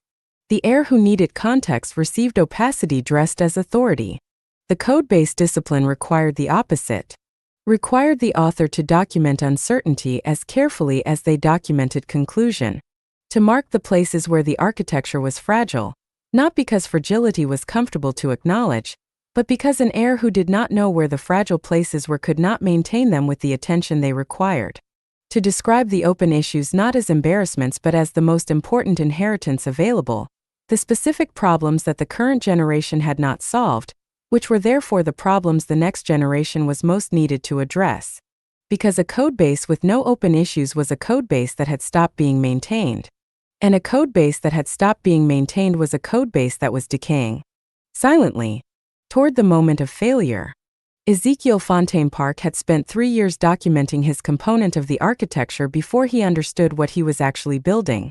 He had started with the conventional approach, a memorandum, addressed to the heir, describing the legal structures and their purpose, the relationships that maintained them, the jurisdictions they operated within. A sophisticated will, essentially, with more technical detail. He had shown it to Valentina, expecting approval. She had read it carefully. Then she had asked him a question. She said, "If our daughter reads this and finds something that doesn't work anymore, something that has become obsolete, or that was always imperfect in ways you knew about when you wrote it, how does she know?" He said, "She would identify it through her own analysis." Valentina said, "And how long would that take?" He thought about this. He said, "Depending on the element, months, possibly years." Valentina said, "And if the element is failing during those months or years?" He was quiet. She said, What if you documented the places you already know are imperfect? The decisions you made under uncertainty? The alternatives you rejected that you weren't entirely sure about rejecting? He said. That would undermine confidence in the architecture, she said. Or it would give her what she needs to maintain it. She said. A document that presents the architecture as more certain than it is does not protect her. It delays the moment at which she discovers the uncertainty, and ensures she discovers it when the uncertainty is already producing failure, rather than when she could address it preventatively. He thought about this for a long time. Then he went back to the documentation and rewrote it from the beginning, not as a memorandum of conclusions, as a codebase with open issues. Took 3 times as long. It was 3 times as useful. He could feel the difference in the writing, the specific quality of honesty that the format required, the uncomfortable precision of saying this decision was made under uncertainty about X, and if X has changed in Y direction, the decision should be revisited rather than simply presenting the decision as settled. The discomfort was the signal. The discomfort meant he was documenting something true. The codebase as patrimony had a specific property that wills did not have. It invited contribution from the heir before the transfer of stewardship was complete. A will was received. A codebase was engaged with. The heir who received the codebase and found an open issue, a problem the current generation had noted but not resolved, was an heir who was immediately positioned to contribute. Not to the inheritance. To the system the inheritance was about. This was the distinction the families cared most about. The inheritance was not the asset. The inheritance was the project of maintaining and extending a sovereignty architecture across the time in which a specific human lineage would operate. The assets were in service of the project. The codebase was the project's living record. The heir who contributed to the codebase before assuming full stewardship was an heir who had already begun to demonstrate the proof of competence that the council's assessment would eventually formalize. Not by performing for the council, by doing the work, which the council was watching, as it always was. Nikolai Vasadiemi had received his component of the codebase at 17. Not as an inheritance, as a working document. His mother had given it to him not because she was planning to die, she was not, but because the codebase was most useful to the person who was going to have to work with it, and working with it required reading it, and reading it was itself a form of preparation that could not be provided in any other way. He had read it over 3 weeks. Not continuously. He had read sections, thought about them, returned to them, cross-referenced them against the other sections that bore on the same elements of the architecture. He had found, in the 3rd week, an open issue that his mother had marked with the specific notation she used for issues she considered significant but had not yet been able to address. The issue was jurisdictional, a specific interaction between 2 elements of the network's legal structure that produced, under certain conditions that were becoming gradually more likely as the regulatory environment evolved, an exposure that the architecture had not been designed to manage. His mother had noted the issue. She had noted the conditions under which it would become acute. She had noted that she did not have a solution, and had been unable to identify one through the advisor she had consulted. She had left it open. Nikolai thought about it for several days. He came to his mother and said, "I've been reading the open issue on the jurisdictional interaction." She said, "What do you think?" He said, "I think you've been trying to solve it within the existing framework. I think the existing framework might be the wrong one for this specific interaction." She said, "Tell me more." He told her. She listened. She said, "That's a significant departure from the current approach." He said, "I know. I'm not sure it's right. But I can't find the solution within the existing approach, and I wanted to document why." She said, "Document it." He documented it. Not as a solution. As an alternative framing of the problem that opened up solution approaches the existing framing had foreclosed. His mother read it. She brought it to Ezekiel. Ezekiel read it and said, after a long silence, "He's identified something I missed. Not in the solution. In the framing." The solution took another 2 years to develop, and it incorporated elements from Nikolai's reframing and elements from approaches Ezekiel subsequently developed, and elements from a third perspective that emerged from the council's deliberation on the issue. The final solution was better than any of them would have produced alone. This was the codebase's most important property, the collaborative development it made possible. Not by being shared, sharing alone produced nothing. By being honest about its open issues. By making its limitations visible. By treating the things it had not yet solved as invitations rather than embarrassments. The codebase that presented itself as complete foreclosed contribution. The codebase that presented itself as genuinely unfinished, with the specific, documented incompleteness of a system whose creators had been honest about what they had not yet managed to solve, invited the engagement that produced advancement. And advancement across generations was the only form of permanence available to systems that operated in a world that changed. The most difficult documentation to write was the documentation of the mistakes. Not the open issues, the problems that had not yet been solved. The closed issues, the problems that had been solved incorrectly. The decisions that had seemed correct at the time and had proved, through subsequent events, to have been wrong. The relationships that had been managed badly. The jurisdictional positions that had been held too long, after the conditions that had made them appropriate had changed. The assessments of people that had been inaccurate in ways that had cost the network. These were the most valuable entries in the codebase. Because mistakes, honestly documented, contained the information that prevented the same mistakes from being made again. A codebase without documented mistakes was a codebase that would repeat them. Because the next person to encounter the same conditions would not know that the apparently reasonable approach had already been tried and had failed, and why it had failed, and what had actually been learned from the failure. They would rediscover the failure, at whatever cost the rediscovery entailed.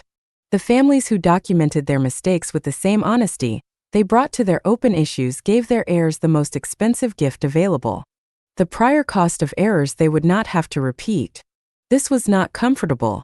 It required the parent to say in permanent record, available to the heir they most wanted to impress, I was wrong here. This is how I was wrong. This is what the wrongness cost. This is what I would do differently. The parent who could not say this had a codebase with gaps. The gaps were where the repeated mistakes lived, waiting for the next person who encountered the same conditions and did not know. Valentina had written the hardest entry in her component of the codebase 6 months after the event it documented. Not immediately. She had needed the 6 months to have sufficient distance from the event to document it accurately rather than defensively. The event was a relational failure.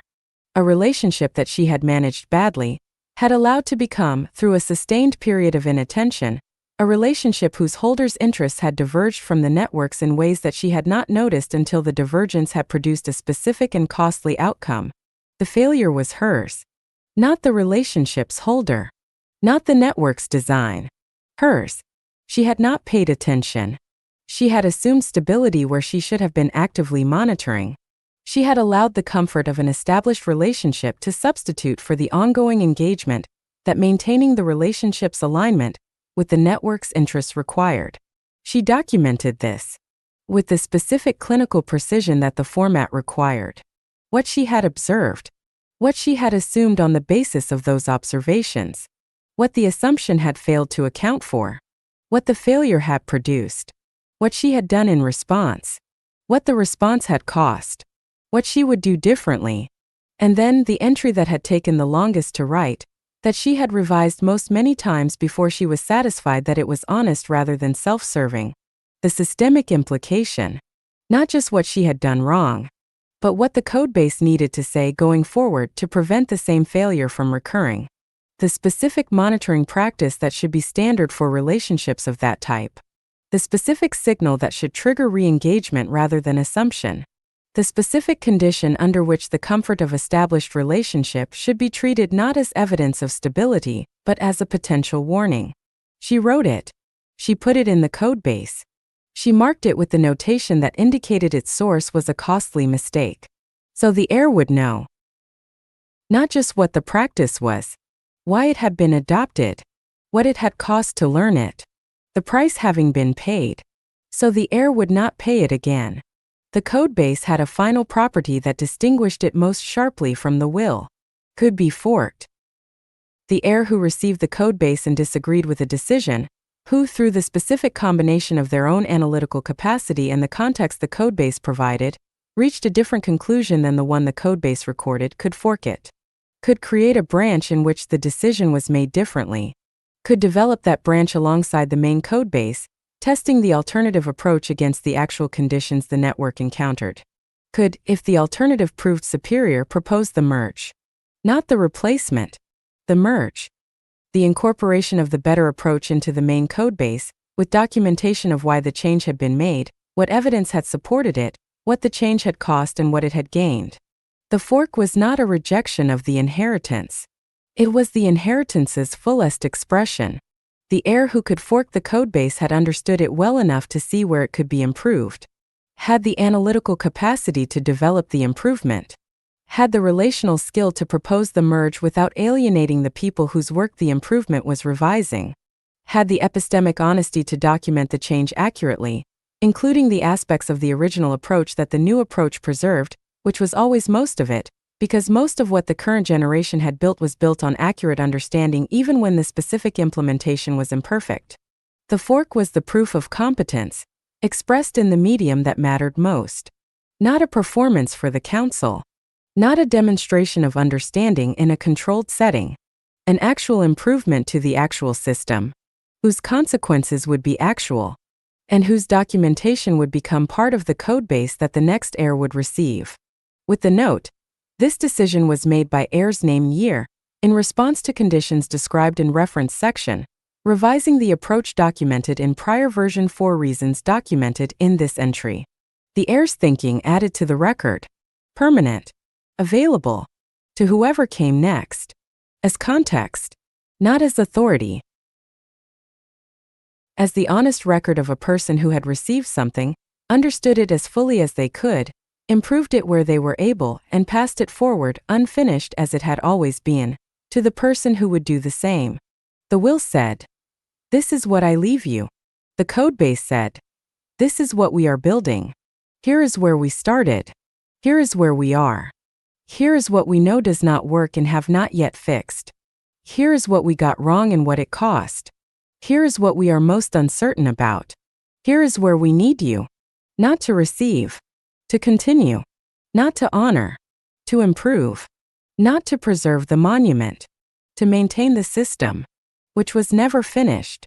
Which was never meant to be. Which was alive precisely because it was unfinished. Because every generation found in it the open issues that called for their specific capacities. The problems their specific minds were suited to address. The gaps their specific experience equipped them to see. The codebase was not the inheritance. The inheritance was the commitment it expressed. To honesty about what had not been solved. To the people who would come after. Whom the current generation would never meet. Whose specific problems they could not anticipate. Whose capacities they could not project. But for whom they could leave something more useful than a will. A system with its open issues documented. Its mistakes recorded. Its reasoning exposed. And the clear, unambiguous invitation that every genuine codebase extended to every person who understood it well enough to engage with it. Find what we missed. Fix what we got wrong. Fork where you see the better path. Document everything. Leave it better than you found it. For whoever comes next. Who will do the same. As long as there is a next. Which is the only permanence worth building for. The Sovereignty Dowry. Part 3, The Epistemic Inheritance. 15. Forking the philosophy. What happens when the heir finds a bug in the parent's worldview, and is right? The parent who builds well enough to be wrong is the parent who has succeeded. This is not a paradox. It is the logical endpoint of the epistemic's endowment, pursued honestly to its conclusion. The epistemic's endowment was designed to produce a mind that examined systems structurally, that did not exempt from examination the systems it had been formed inside, that applied to the architecture of its own formation the same flat analytical honesty it applied to everything else. A mind formed by this endowment, encountering the philosophy that produced it, will examine that philosophy. Will find in it what is accurate. Will find in it what is imprecise. Will find, if the mind has been formed well enough, if the endowment has done the work it was designed to do, The specific places where the parent's worldview was shaped by the parent's particular experience of a particular historical moment, and has therefore encoded as general principles what were actually contingent responses to specific conditions. The conditions change. The encoded responses mistaken for principles persist. The heir who cannot see this is an heir whose formation was incomplete. The heir who sees it and says nothing, who identifies the bug and manages it silently, maintaining the performance of philosophical alignment while privately operating on different premises, is an heir whose formation produced sophistication without integrity. The heir who sees it says so clearly, and is prepared to demonstrate why, that heir is the one the entire architecture was designed to produce. And the parent who receives this heir's finding and responds with the defensive anger of someone who did not actually mean what they said when they said the architecture was open to examination. That parent has found the bug in themselves.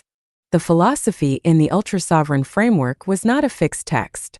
It was a set of operating premises, the foundational claims about how the world worked, what was worth protecting, what constituted genuine sovereignty, what the difference was between structural freedom and performed freedom, on which the entire architecture rested. The premises had been arrived at through experience, through the specific failures and successes of specific people, operating in specific historical conditions, responding to specific threats with the tools available to them at the time. They were not arbitrary. They were grounded. They were also, in the places where experience had been most formative, most likely to encode the contingent as the necessary. The experience of being extracted from, of having built something of value and watched it captured through the mechanisms of legal kinship and state claim, produced specific premises about the extractive nature of those mechanisms. The premises were accurate. The mechanisms were extractive. But the premises, hardened by experience into axioms, tended to be applied universally, to every instance of the mechanisms in every condition, regardless of whether the specific instance in the specific condition was actually extractive. The parent who had been extracted from by a marriage had premises about marriage. The heir who had not been extracted from by anything yet, who had grown up inside an architecture specifically designed to prevent extraction, who had therefore no direct experience of the thing the architecture was designed to prevent, encountered those premises without the formative experience that had produced them. The heir saw the premise, did not share the experience, and therefore evaluated the premise on its merits, which was exactly what the epistemic's endowment had trained them to do. The bug was not always in the conclusion. Sometimes the conclusion was correct. The bug was in the reasoning that supported it, reasoning that happened to produce the correct conclusion in the conditions that had obtained when it was developed, but that would produce different conclusions under different conditions. The heir who identified this kind of bug was not arguing that the parent had been wrong. They were arguing that the parent had been right for reasons that were no longer fully operative, and that if those reasons were no longer fully operative, the conclusion needed to be rederived from premises that were not discarded, rederived. The rederivation might produce the same conclusion. It might produce a modification of the conclusion. It might produce a different conclusion entirely. The important thing was not the conclusion. The important thing was that the conclusion had been arrived at through honest reasoning from current premises rather than inherited from prior reasoning from prior premises. An inherited conclusion without rederivation was belief. A rederived conclusion was knowledge.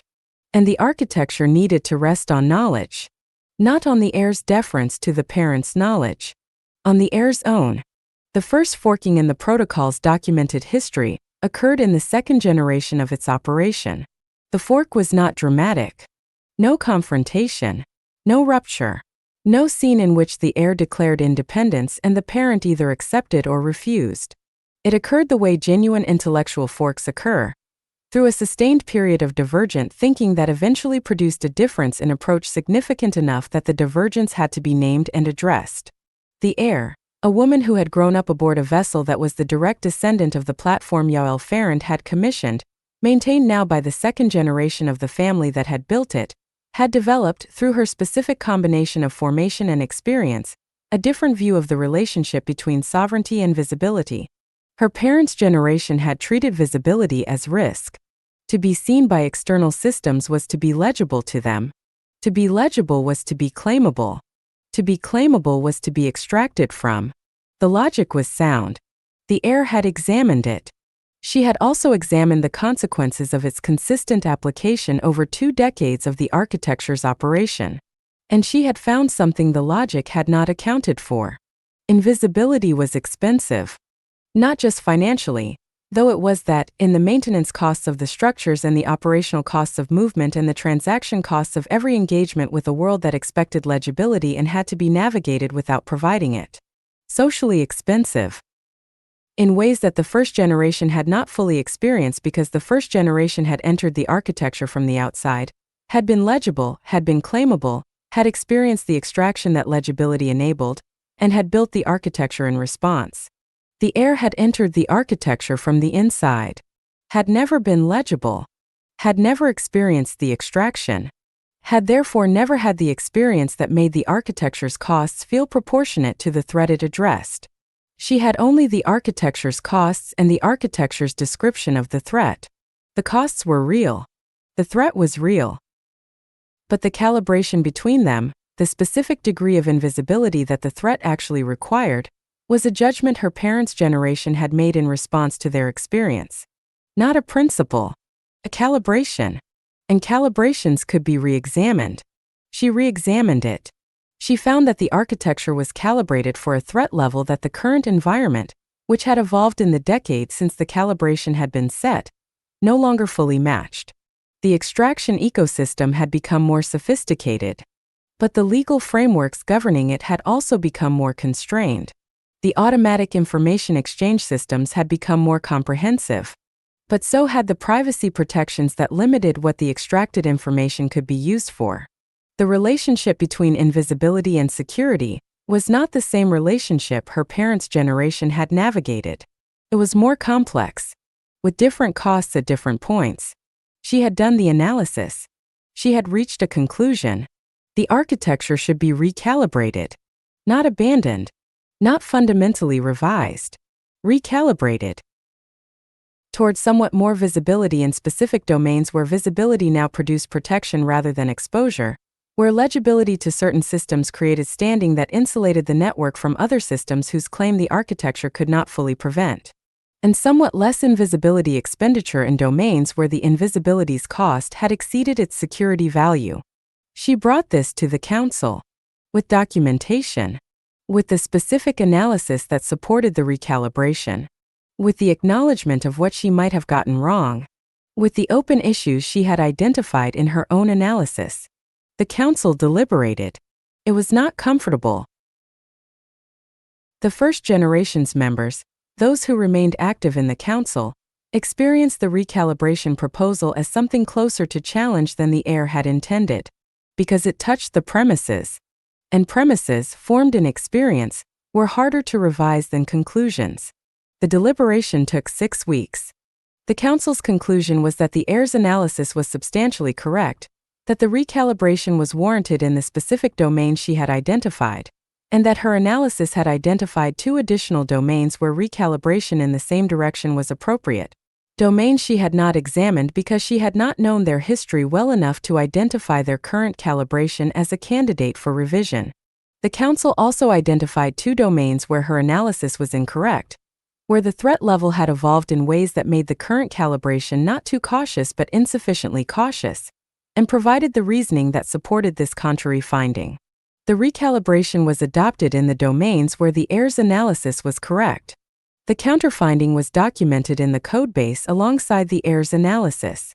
Both were marked as genuine findings, arrived at through genuine deliberation, that the next generation would need to evaluate in the light of the conditions they encountered. Neither was marked as final. Neither was ever final. The bug that was hardest to find was not in the architecture. It was in the epistemics. The philosophy that produced the epistemics endowment was itself subject to the endowment's application.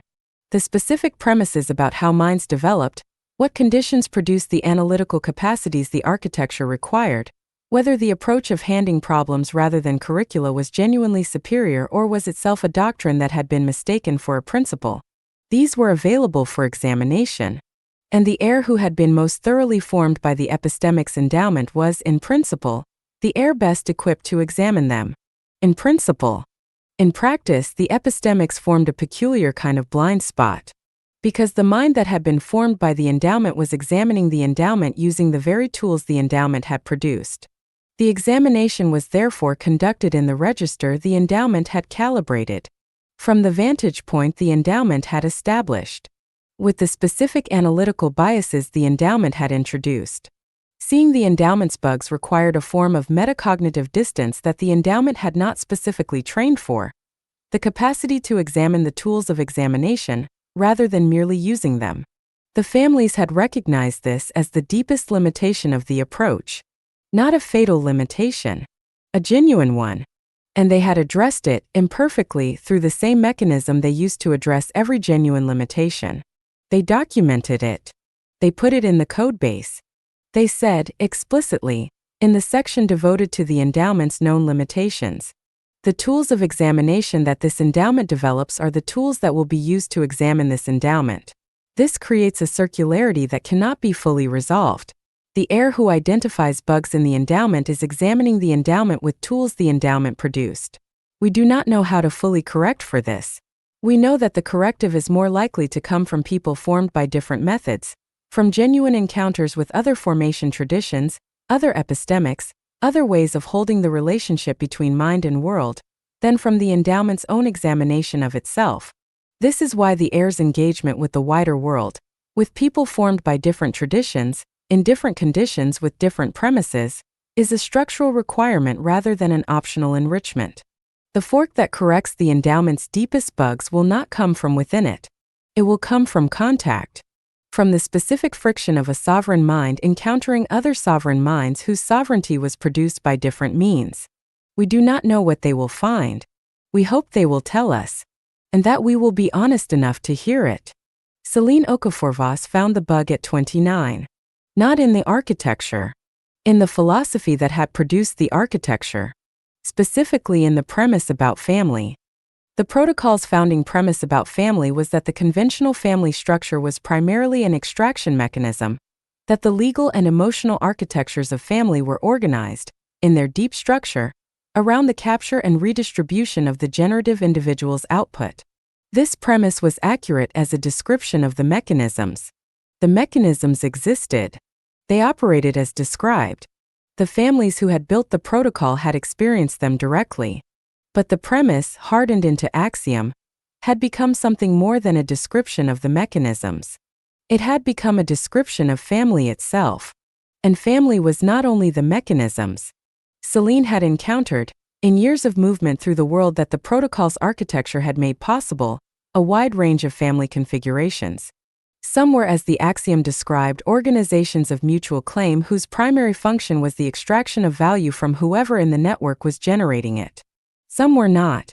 Some were something that the axiom had no category for.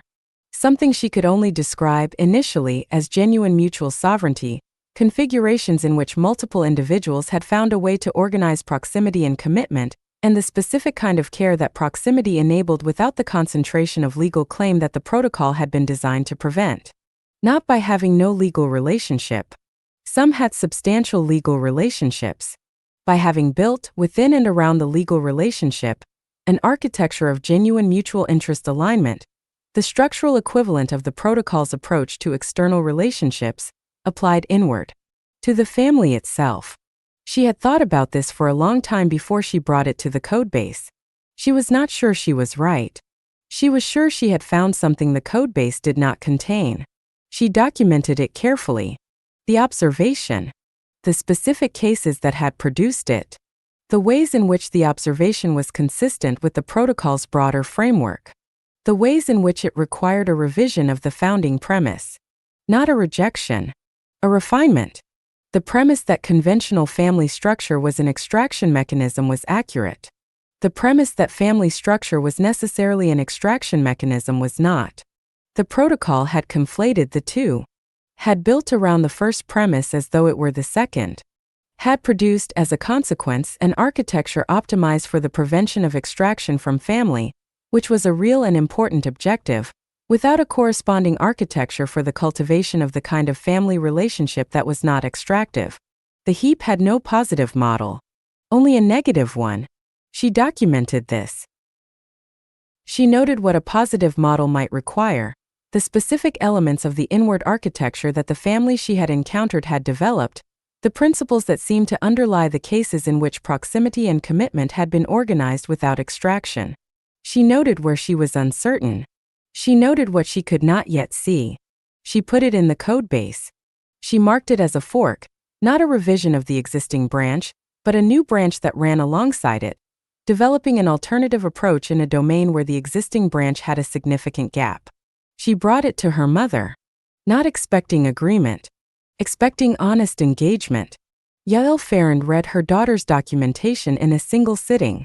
She read it twice. She sat with it for 3 days without responding, not because she was composing a defense, because she was doing what the epistemics endowment had always required, holding the finding open, resisting the premature closure of either acceptance or rejection, examining it with the specific quality of attention that genuine inquiry required. When she came back to Celine, she did not begin with her conclusion. She began with questions. 30 minutes of questions, specific and technical, about the methodology Celine had used to arrive at the finding, about the cases she had examined, the selection criteria she had applied, the alternative explanation she had considered and rejected, the aspects of the finding she was least certain about. Celine answered all of them. Some well, some partially, some by acknowledging that she did not have a good answer, and that the question identified a genuine gap in her analysis. After the questions, Yael was quiet for a long time. Then she said, "I think you're right that the protocol has no positive model for inward relationship architecture." She said, "I'm not sure whether that's a bug or a deliberate choice I made for reasons I've forgotten I made." She said, "I need to go back to the code base and look at whether I documented the reasoning." She went back. She looked. She found, in the section she had written during the protocol's initial design, a note she had not thought about in years. The note said, "The positive model for inward relationship architecture is the subject of a separate development effort. The current design addresses the negative constraint, the prevention of extractive family structure, without specifying the positive architecture that should replace it. This is a known gap. It is left open pending further development." She had left it open, pending further development, and then had not developed it. For reasons she could reconstruct, the urgency of the other elements, the difficulty of the positive specification problem, the gradual displacement of the pending item by more pressing concerns, but that amounted in honest assessment to neglect. She had forgotten the gap was there, or had allowed herself to forget, which was the same thing. She went back to Celine. She said, "I found the note. It was a known gap I didn't close. You've done the development I deferred." She said, "I don't think your fork is a fork. I think it's the continuation of a branch I started and stopped." Celine looked at her. She said, "That's a generous interpretation." Yael said, "It's an accurate one. The note is in the code base. You can read it." She said, "But you're right that what you've developed is something I don't fully understand yet. I need more time with it." She said, "I'm not saying you're right. I'm saying the finding is serious and I haven't processed it fully." She said, "That's different from agreement." Celine said, "I know. I wasn't expecting agreement." Yael said, "What were you expecting?" Celine said this, "What you're doing. Taking it seriously." Yael said, "Did you think I might not?" Celine thought about this honestly. She said, "Yes. The premise about family is the most personal element of the philosophy. It came from things that happened to you. It was the hardest thing in the code base to read because I could feel how much it cost you to arrive at it." She said, "I thought you might not be able to separate the premise from the experience." Yael was quiet for a moment. Then she said, "I'm not sure I have. I'm not sure I can fully. The experience is still the experience." She said, "But the premise is something different. And if the premise is wrong or incomplete, the experience doesn't change that." She said, "The experience is why I arrived at the premise, not why the premise is correct." She said, "That's the distinction I've been trying to hold for the last 3 days." She said, "I'm not there yet, but I'm working on it." Celine looked at her mother. Not with triumph. Not with the satisfaction of having been right. With something that was not quite admiration. Admiration was what you felt toward people who were above you, And she did not think of her mother as above her or below her, but as adjacent, working on the same problems from a different vantage point with different tools developed through different experience. With something closer to recognition. The recognition of a person trying, actually trying, to hold a finding that cost something to hold. Because the epistemics required it. Because the codebase required it. Because the architecture required people who could do this.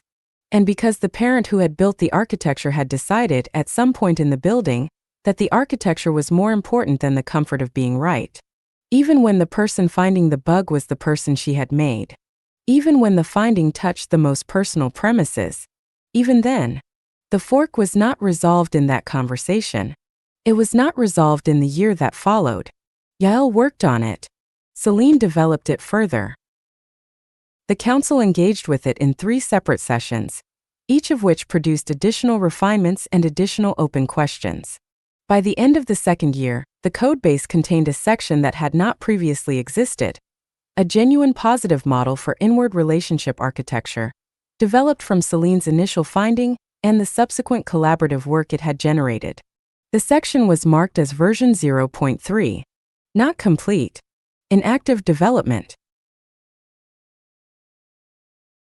With 12 open issues noted, 11 of them identified during the council deliberations and 1 identified by the senior council member who had delivered Celine's stewardship assessment and who had, in the process of engaging with the positive model, found a connection between it and a problem in the relational maintenance domain that the council had been working on separately for 4 years. The connection closed both open issues simultaneously. The council noted this in the codebase with the specific notation reserved for findings that resolved multiple outstanding problems through a single insight. The notation was rare. It had been used 11 times in the protocol's documented history. The most recent use was Celine's. Not because she had been the most capable person in the network's history. Because she had been honest about what the philosophy was missing. And the network had been honest enough to hear it. And had done the work. Which was the only way any codebase ever advanced. One honest finding at a time. Followed by the collective willingness to engage with what the finding required. Which was never comfortable. And was always necessary. And was, in the end, the most reliable test available of whether the architecture was what it claimed to be. Not a monument. A living system. Capable of being corrected by the people it had produced. Willing to be. Which was the proof that it had produced them correctly. That the endowment had worked. That the codebase was genuine. That the philosophy, bugs and all, was worth the forking. Because only things worth building are worth improving. And only things worth improving get built well enough to be corrected. Which was the deepest thing the epistemics endowment had tried to transmit. Not the specific corrections. The willingness to make them. And to receive them. Even from the people you had made. Especially from them. End of Part 3, the epistemic inheritance. Next, Part 4, the failures. Sovereignty attempted and lost, and why. Thanks for reading MXTM's newsletter. Subscribe for free to receive new posts and support my work with BTC. Send it to 1MPXMPFCJVMX SBPQVRWLUC5BAKNFU6 or with fiat at PayPal, me/Martin Chartrand. Subscribe now. Discussion about this episode. Comments. Restax. Recent episodes. The Sovereignty Dowry Part 2. 6 hours ago, MXTMAK Pirate 1 VJ Tsunami X. The Sovereignty Dowry Vulnerability. 19 Part hours 3, the Epistemic Inheritance. What the sovereign parent teaches and refuses to. 11. The curriculum that isn't one. Why the children of the sovereign class were handed problems, not answers. 12. Robot stewards and the absence of doctrine when the guardian's only hard-coded instruction is, surface do not prescribe. 13. Proof of competence over proof of blood inheritance gated not by birth order, but by demonstrated function. 14. The codebase is patrimony handing a child an uncompiled system instead of a will. 15. Forking the philosophy. What happens when the heir finds a bug in the parent's worldview, and is right. Part 4, the failures. Sovereignty attempted and lost, and why. 16. The single point they forgot. Every architecture has one. The families who found theirs too late. 17. The heir who wanted a country on the children who traded stateless freedom for legible belonging. 18. The marriage vulnerability how one transfer protocol undid 3 generations of jurisdictional engineering. 19. The jurisdiction that pivoted when the microstate you incorporated your children into changed the law, and you were too distributed to respond. 20. When optimization ate sovereignty the families who over-indexed on genetics and underbuilt the legal moat. Part 5. The unlocatable. The heir the model couldn't price. 21. Born in no record, a child with no genomic certificate, no birth jurisdiction, no proof of intent filing, and what that made possible. 22. The distributed cohort simultaneous heirs across non-aligned families, the multi-sig bloodline in practice. 23. What Prodigy's engine couldn't find, not an anomaly, an absence, the asset that resists monetization by refusing to appear in the dataset. 24. Sovereignty as inheritance. The final gift is not wealth, not genetics, not even a code base. It is the structural conditions under which a human being cannot be reduced to a claim. Epilogue. The dowry letter. What one sovereign parent wrote, encrypted and time-locked for their heir's 30th birthday. Appendix. On the difference between a vault and a protocol, for those still deciding which to build. The sovereignty dowry is not against Prodigy LLC. It is what Prodigy's best clients were doing while Prodigy's engineers optimized the genome. Evolution doesn't optimize for profit. Sovereignty doesn't optimize for legibility. Burn the will. Ship the protocol. Pirate first. Recent episodes. The Great Bounce. April 30th. Sovereign by design. April. Hyperreality races Deleuze. April. Hyperreality is infrastructure. April 27th. Marcado. Reclamado. Repropuesto. April 25th. MX. Marked. Reclaimed. Repurposed. April 24th. MX. Primer. Super Earth. Age of the Apes, a series by Pirate First. April 23rd. Super Earth Age of the Apes. Roster. Apex/Cenote set interrupted. April 22nd. Copyright 2026 MXTM and Vitsueke Martin Chartrand. The Great Bounce. Is Alphabet facing a digital rebellion? The Great Bounce, or how your inbox became a toll booth. April 30th, 2026. Pirate First for MXTM's newsletter. There's a quiet violence happening in the pipes. No explosions. No headlines screaming loud enough. Just silence. Emails that never arrive. Messages that dissolve mid-flight. Entire conversations evaporating like humidity over the Yucatan stone. You send. They never receive. Welcome to the Great Bounce. Infrastructure layers are now operational across the Tulum Sustainable Development Zone. Despite minor data corruption regarding land narrative, the impact report remains positive.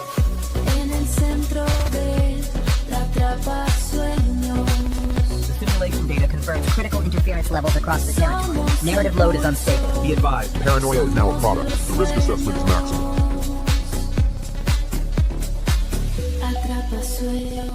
Remain sovereign amid the noise. As the interference level spikes, their simulation engagement increases. We must decipher the reality of this update.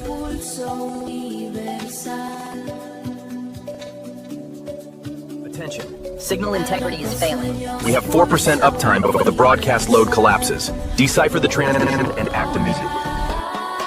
4-2. The 1%. A post-a transition doctrine. A post-scarcity secession doctrine. Martin Chartrand. Subscribe. Short post. They built a system that profits when you're gone.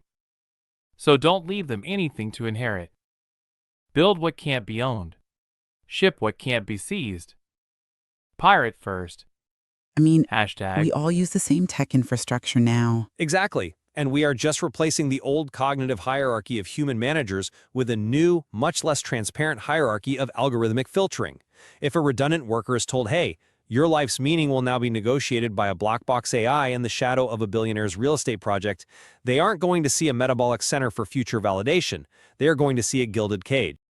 Hashtag pirate first, hashtag MXTM, hashtag sovereign stack, hashtag build in public, hashtag decentralization, hashtag exit the system, hashtag protocol not people, hashtag digital sovereignty, hashtag future of work, hashtag creator economy, hashtag cryptoculture, hashtag seasteading, hashtag AI revolution, hashtag post scarcity, hashtag on your keys, hashtag think different. Discussion about this episode. Comments. Res tax. Recent episodes. Hyperreality races to lose. Hyperreality is infrastructure. Marcado. Reclamado. Reperpuesto. Marked. Reclaimed. Repurposed. Primer. Super Earth. Age of the Apes A series by Pirate First. Super Earth Age of the Apes. Roster. Apex/Cenote set interrupted. Super Earth. Age of the Apes teaser. Introduction. The 1% plus debate. They control the narrative now, hiding deep within the anomaly. But the story is the territory, and soon... A hidden longevity civilization beneath the Grand Mayan aquifer seeds, a successor species engineered for extreme worlds.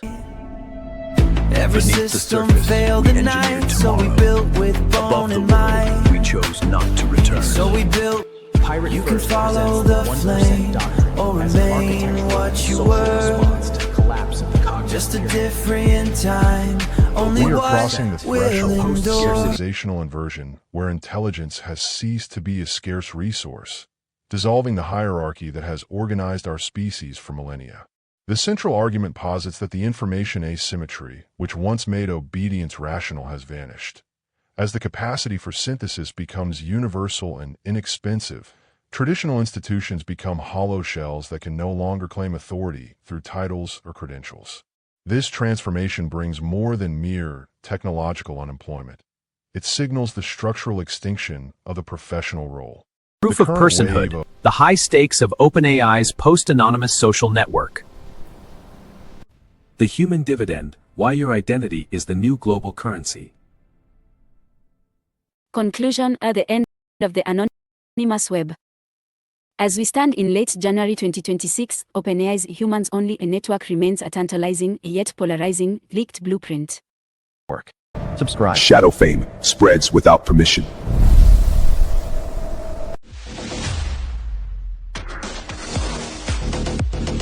X Prize. Start building, man. Marked. Reclaimed. Repurposed.